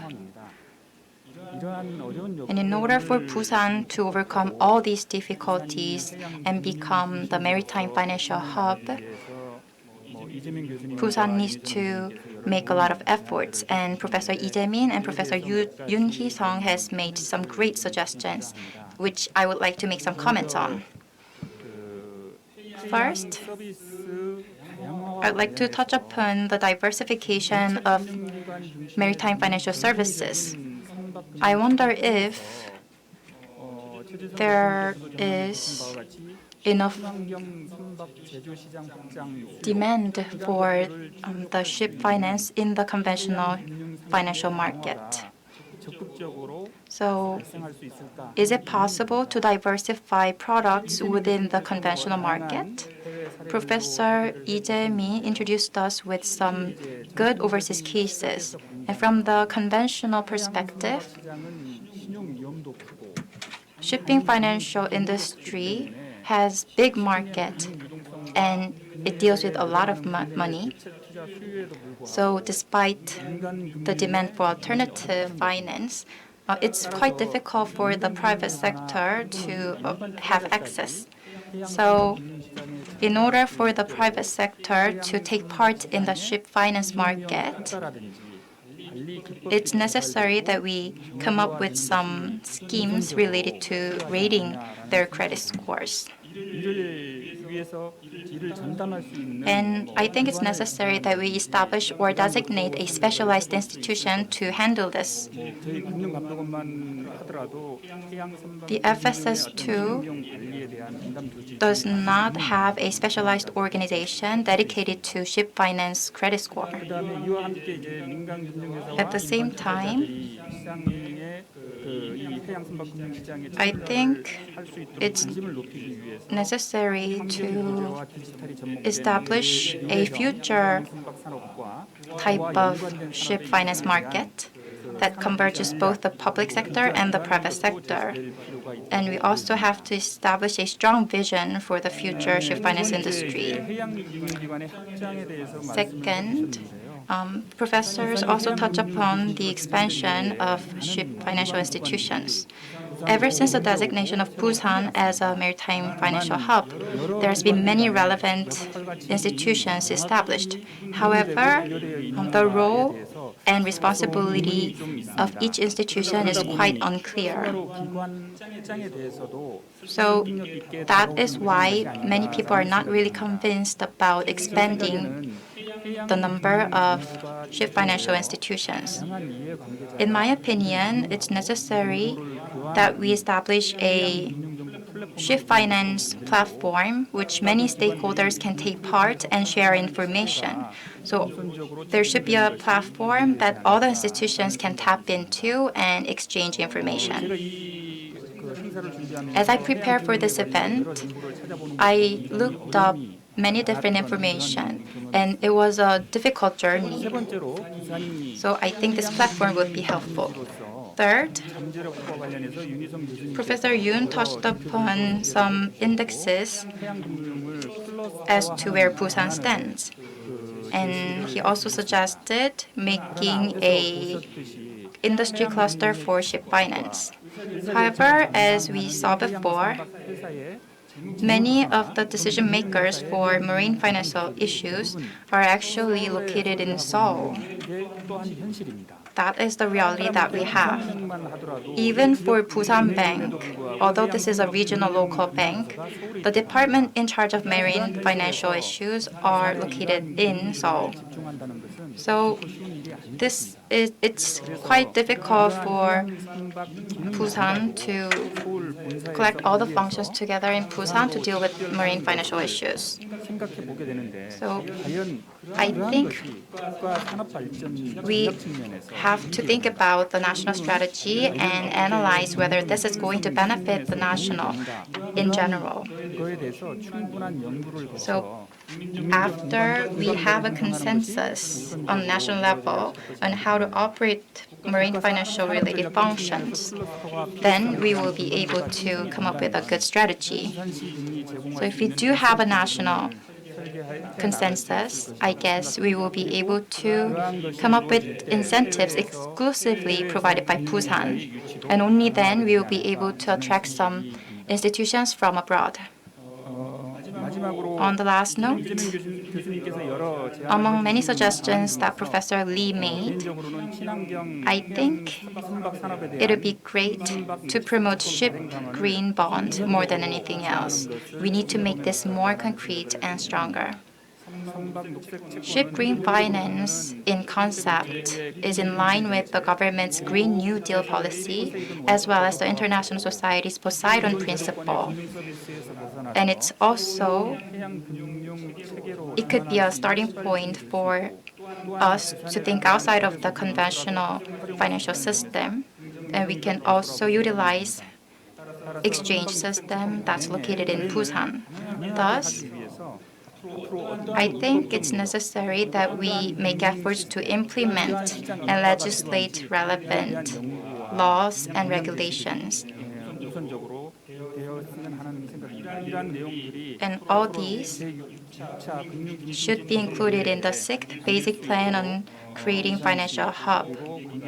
So I would like to urge Busan, the FSN, and other relevant institutions.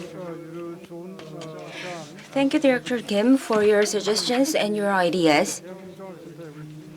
So let's move the mic to Kim Hyung-jun from Marine Finance Center. Good afternoon, everybody. I'm Kim Hyung-jun from Marine Finance Center. So first of all, we have been presented with various examples regarding the digitalization of maritime financial sector. The conventional vessel industries, and other than those, we can come up with other more diversified instruments with new instruments, and these suggestions can help boost the competitiveness of Busan. I'd like to touch upon some ideas. First of all, until 2017, Korea took up less than 5% in terms of ship finance. And in 2018, it increased to 7% and 19% to 9%. So the number is increasing. However, we see that a lot of policies are surrounding on one issues. So, for example, the KOBC and Korea Exim Bank takes up a larger portion in playing the roles regarding these issues. And many other organizations are working together to create the healthy environment for marine finance.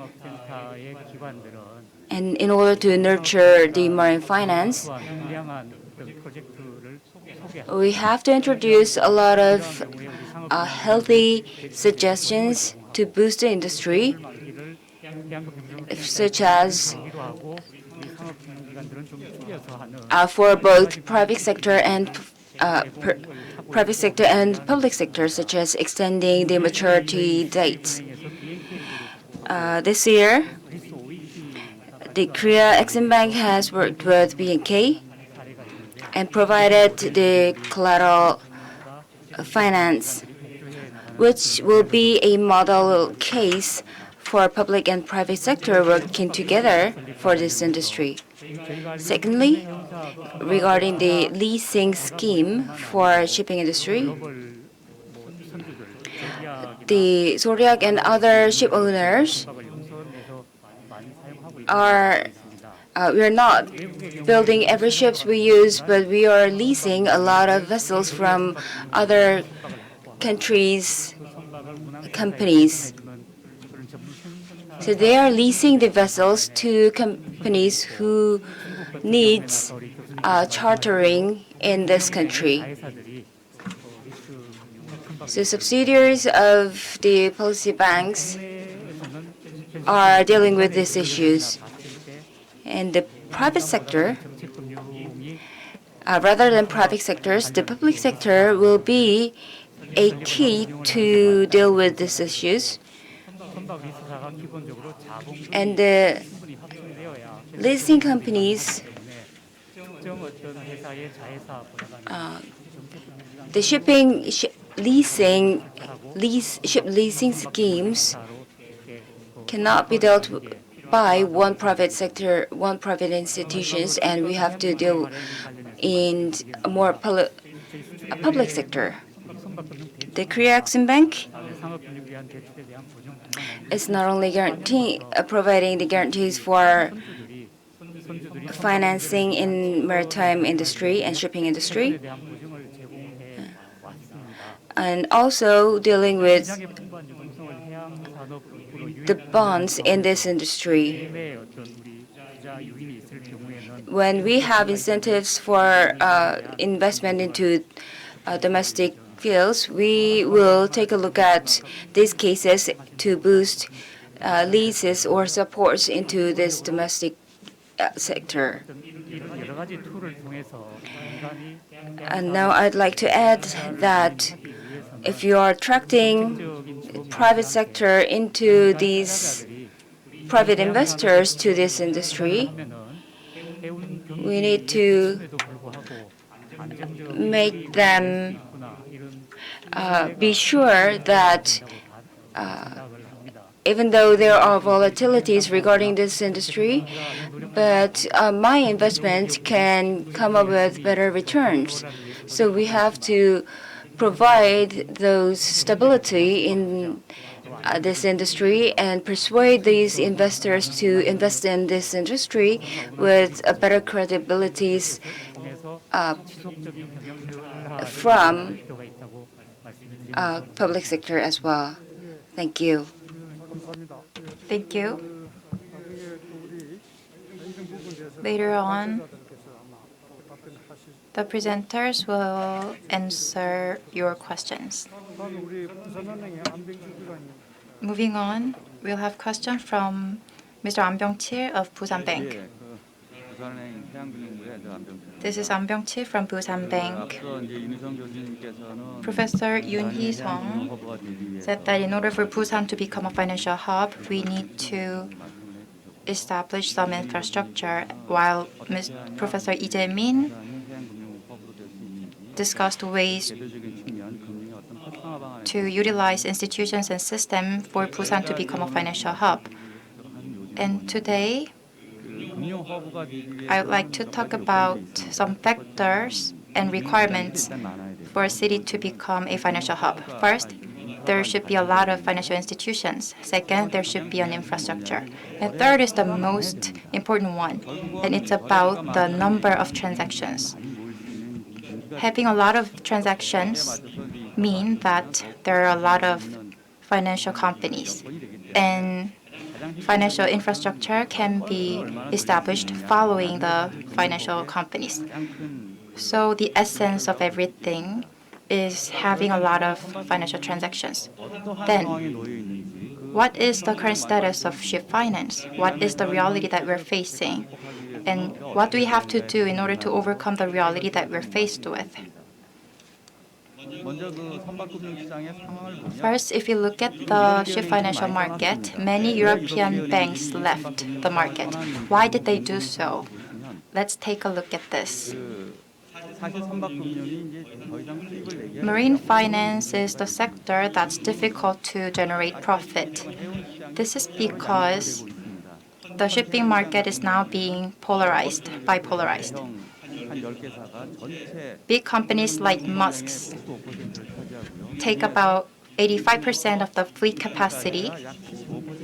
So those ranked at first to sixth account for 75% of the market. So only a few companies are taking the lion's share of the market, and the competition within the market is getting more fiercer and fiercer.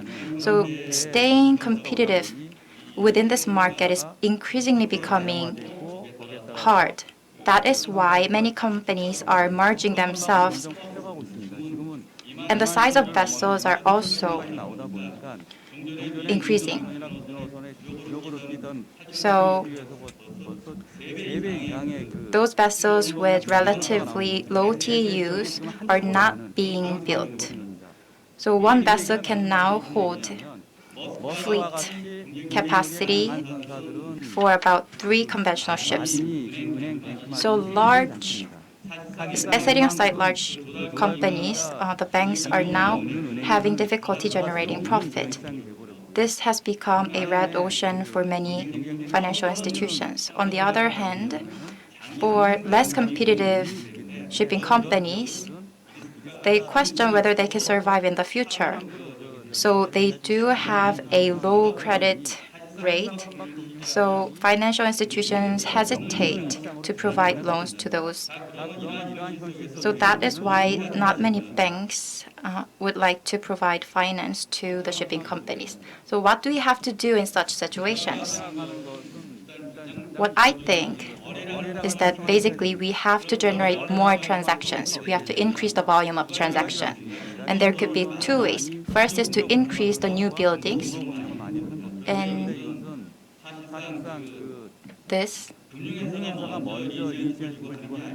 is rather about the shipping companies. So there should be some deals among the shipping companies.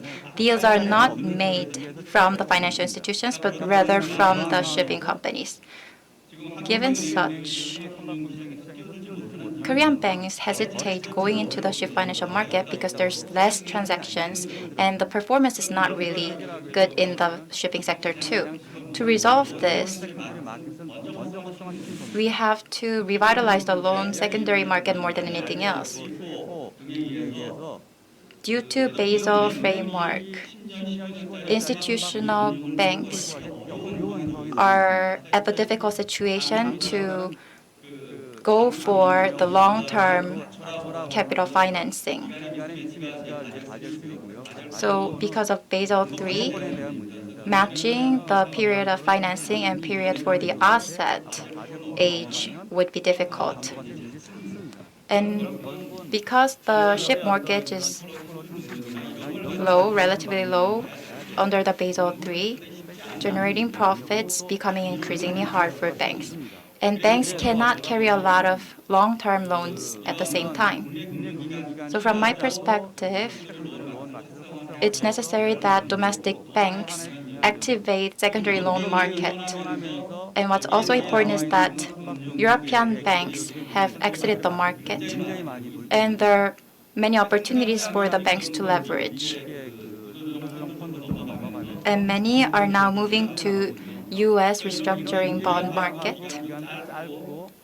So those short-term verified loan secondary deals are now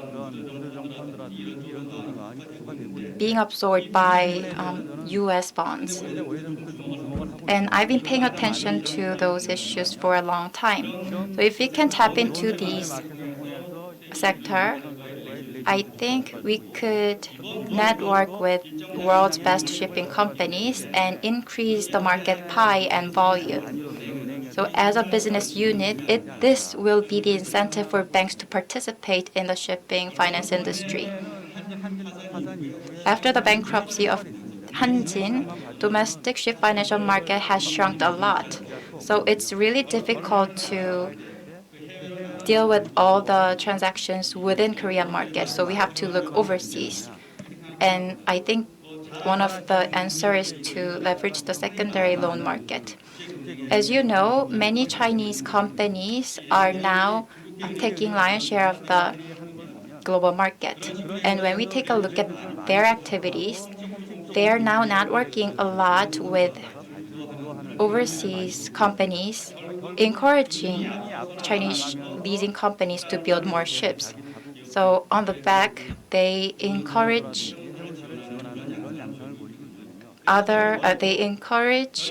having transactions with the overseas companies while they also support the domestic companies at the same time. And in turn, I think expanding your businesses overseas will in turn help the domestic shipping industry too. The ship finance cannot be fulfilled only with bank loans, so we need to have diversified resources. There's a company specialized in ship finance, and I took a look at their webpage. And I looked at the information on the webpage and analyzed it on my own.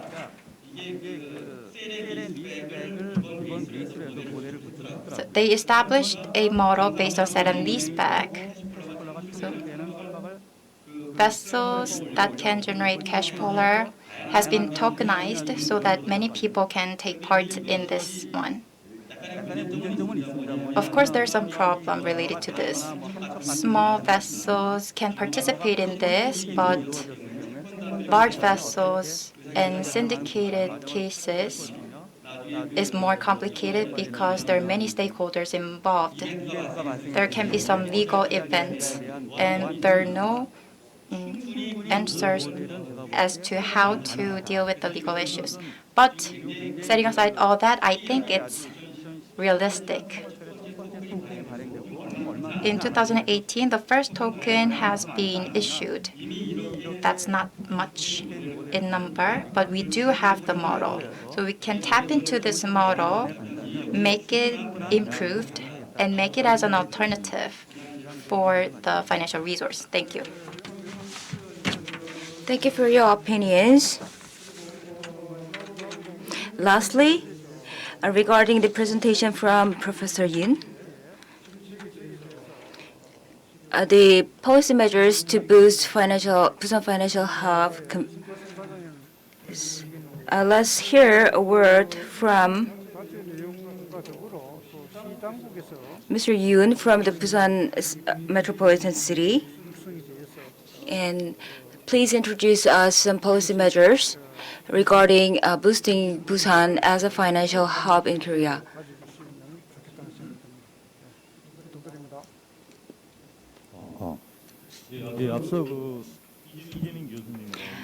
As the professors from KMOU has delivered a presentation regarding the suggestions for Busan as a financial hub, City of Busan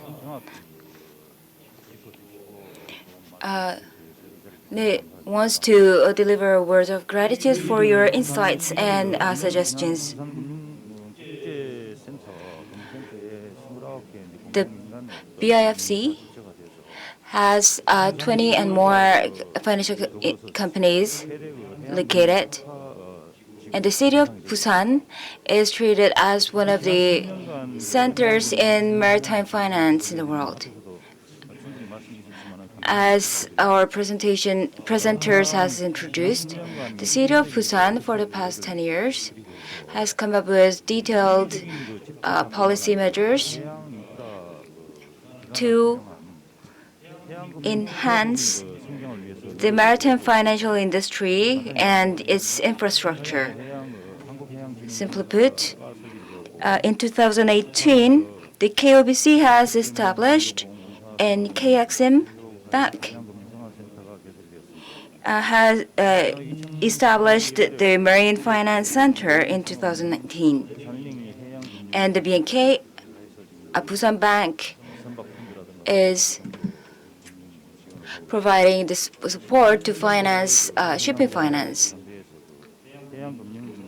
And also the KMOU, the specialized university, is located in the city of Busan.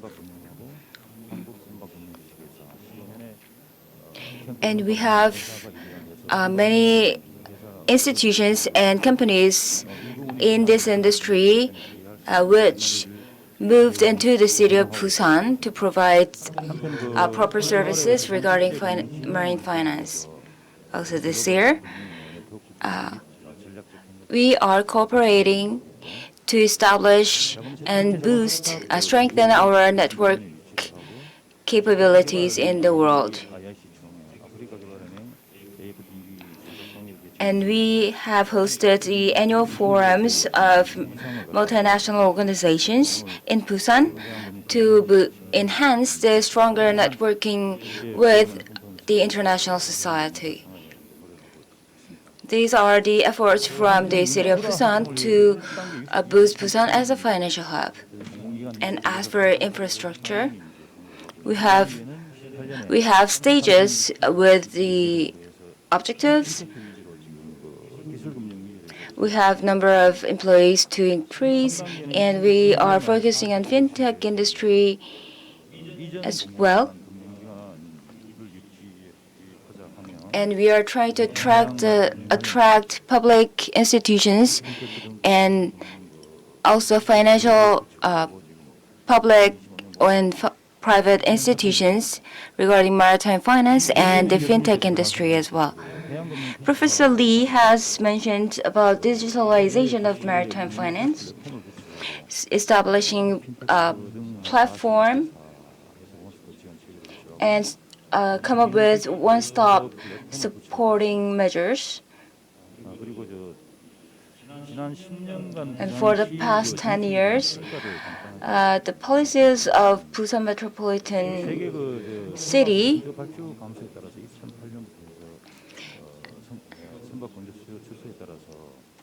in regards to the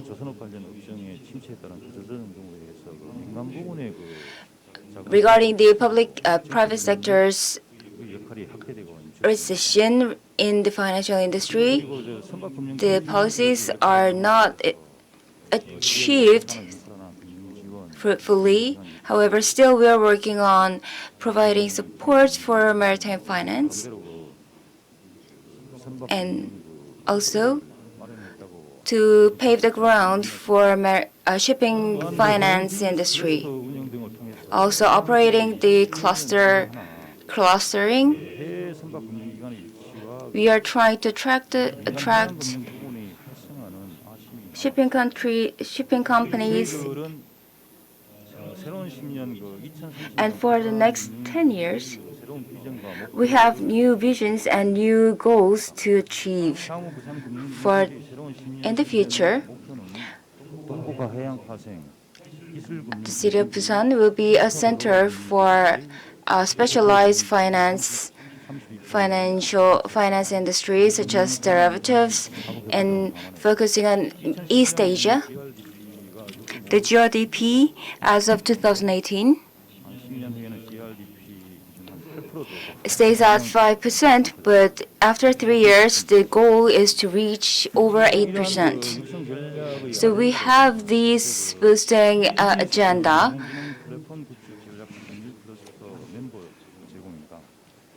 First, we have to work to establish the cluster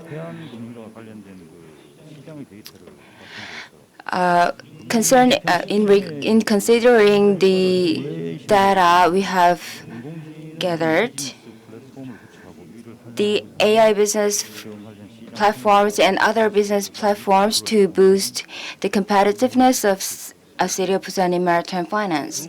Second, as Professor Lee has mentioned, the fintech industry, the fintech companies will be delivered with modeling ideas. So by utilizing the future technologies, we are nurturing new schemes and new institutions to deal with the future shipping finance industry. The third, as Professor Yoon has suggested, attracting more companies in regards to shipping industry. In Busan, there are 144 companies, but in Korea, only 1/3 of them are located in Busan. And there is one asset management, the Camco Asset Management in Busan. So in order to create the maritime cluster in Busan, we have to attract more institutions. And stronger regulation worldwide requires us to come up with better policies to deal with it. And these stronger regulations can make foreign companies stop thinking about moving into this country. However, we have to deal with this issue as well. And along with the tax benefits we are working in, other benefits regarding the shipping finance and the developing Busan's competitiveness.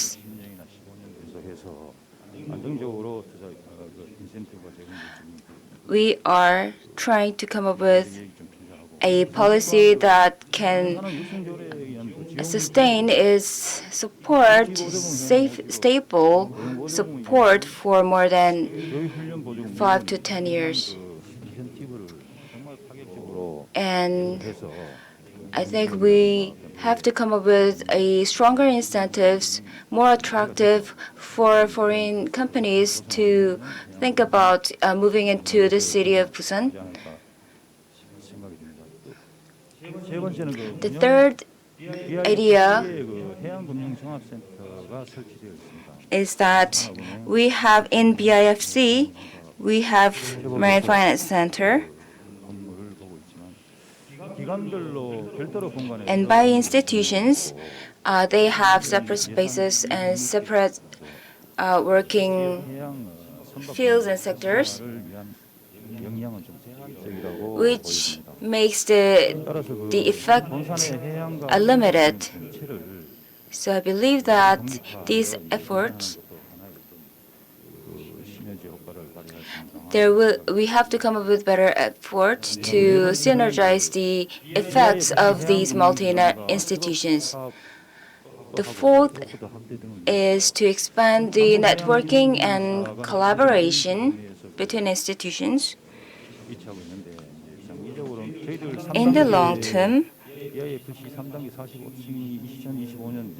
we have a third stage, a goal for the third stage for BIFC. So financial institutions can share the information and can collaborate better in the future. And as discussed in the Global Knowledge Forum, the local banks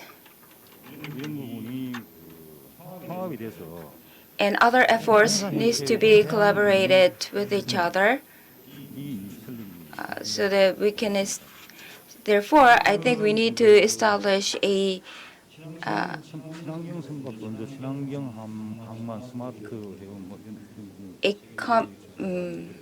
better establishment institutions to deal with it. Now we have various issues and trends coming closer. So new route in the Arctic Sea seems to have a stable advantage in the future. So we have to keep up with these emerging new trends in the industry. Thank you. The Busan Metropolitan City is coming up with a lot of initiatives, and there were many great comments. Moving on, we had received some questions in advance, and all of those should be addressed by our panelists today rather than the presenters. So before I ask their questions, I'd like to hear from Mr. Choi Jae-sung, Lee Jae-min, and Yoon Hee-sung. Could you make a brief comment for about 1 to 2 minutes? Thank you. I'll go first. I'll go very brief. I'm going to answer to Mr. Jung Woo-young of Lee & Co. This is a very good question, in my opinion. This is a good question because of IMO regulation,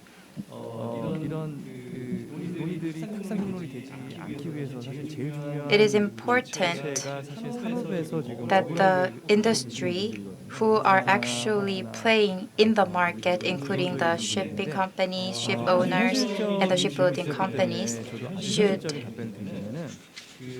consider issues more than anything else. Scrubber, LNG, low sulfur are all the measures to promote green ship industry, and they all have weaknesses and strongness. In the market, used vessels are fit with scrubbers, but they're not fit with other materials. You mentioned low sulfur previously, but as it's the case for petroleum companies in Korea,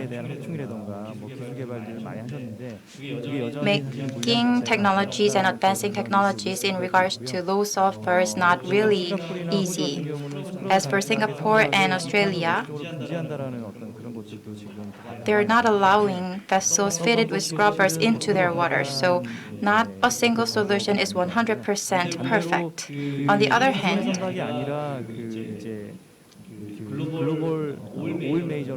global oil major or global trader has a long-term initiative demanding that they have to be in the eco ship. And with regard to that, shipping companies and shipbuilding companies can focus on those contracts. And I think this would be the opportunity to comply with the IMO regulations. Thank you. Next, let's hear from Professor Lee. Many panels have delivered their precious opinions. Let's first talk about the suggestions, questions from Director Kim from the FSS. The private sector seems to be feel hard to approach the maritime finance since it has higher volatility and risks. This is why we have less access from the private sector. This is why that we have come up with other options such as bond and vessels funds in order to fund the industry from the private sector. With private investment, inducing private investments in terms of bonds and other funds, we have to guarantee a better profit that investors can expect, which includes tax benefits and other in the form of returns. So this is a necessary measure to bring private investments. Another issue is that the shipping companies are headquartered in the city of Seoul, not in Busan, and many seminars have dealt with these issues. Because the headquarters are located in Seoul, we cannot meet or discuss these issues. And then, this is why we have come up with an idea that at least someone who can come up with decisions, such as CFOs, should locate in the city of Busan so that we can talk to each other.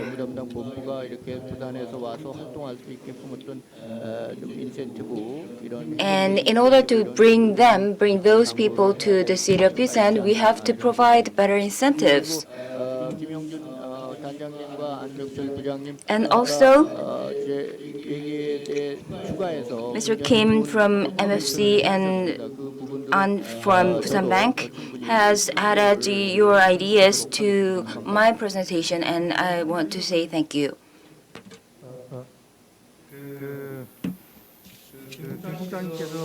Mr. Kim Byung-chi of the FSS pointed out some very good comments, and among them about the credit management. Managing maritime financial companies is also related to managing the risk of the ship financial market. In order to do this right, ship finance markets credit as well as the credit management of the financial sector should be converged and be in the same line. And I totally agree with you. So how to come up with this system is the question that we have to solve in the future. And about the information platform on the ship finance. I think this is a good point too.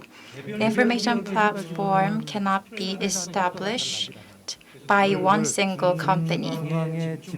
So concentrating information into one and spread it to a wider range is the key in this process. And establishing such system is quite difficult. So those two comments are important issues both for the shipping industry and for the financial industry. Thank you for your ideas. When I first delivered lectures regarding this finance and maritime industry, coming up with relevant data was even harder to find. And now we have to prepare a better scheme for the industries to deliver data for research and studies and other efforts. We're running out of time. So in terms of platforms, there are some. I'd like to ask some questions regarding the platforms. First of all, regarding the Korea Exim Bank,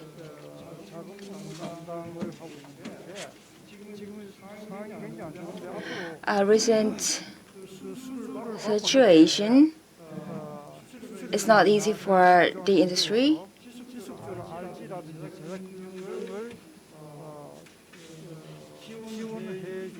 So he's asking for if there's any measure to support to finance the industry. Korea's export performance up till March of 2020 is not really good. And in the fourth quarter, Korea shipbuilding companies are gaining a lot of orders, fortunately. Of course, the order is not enough, but it has increased a lot. So I'd like to thank all those at the shipbuilding companies of Korea. So KEXIM and KDB are providing financial support to the shipping industry. The order plan for the shipping industry has been supported by those public finance organizations. And because of COVID-19, the capital demand has been increased. So we increased the financial project worth 1.4 trillion won. And by next year, I believe that the situation for the shipbuilding industry will improve. And we are going to join the efforts of the commercial banks so that they can be supported with us. Thank you. There are other questions too, but we are out of time, so we have to wrap up.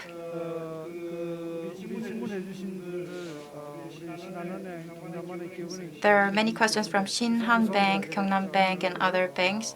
I am so sorry that I cannot introduce your questions due to the time limit. If you want to raise questions to our panelists today, please raise questions individually later on. We are faced with an unprecedented crisis of COVID-19. Despite all these difficult situations, many of you are gathered here to develop Korea's ship financial sector. And I would also like to extend my gratitude to all the audience today. Thank you so much.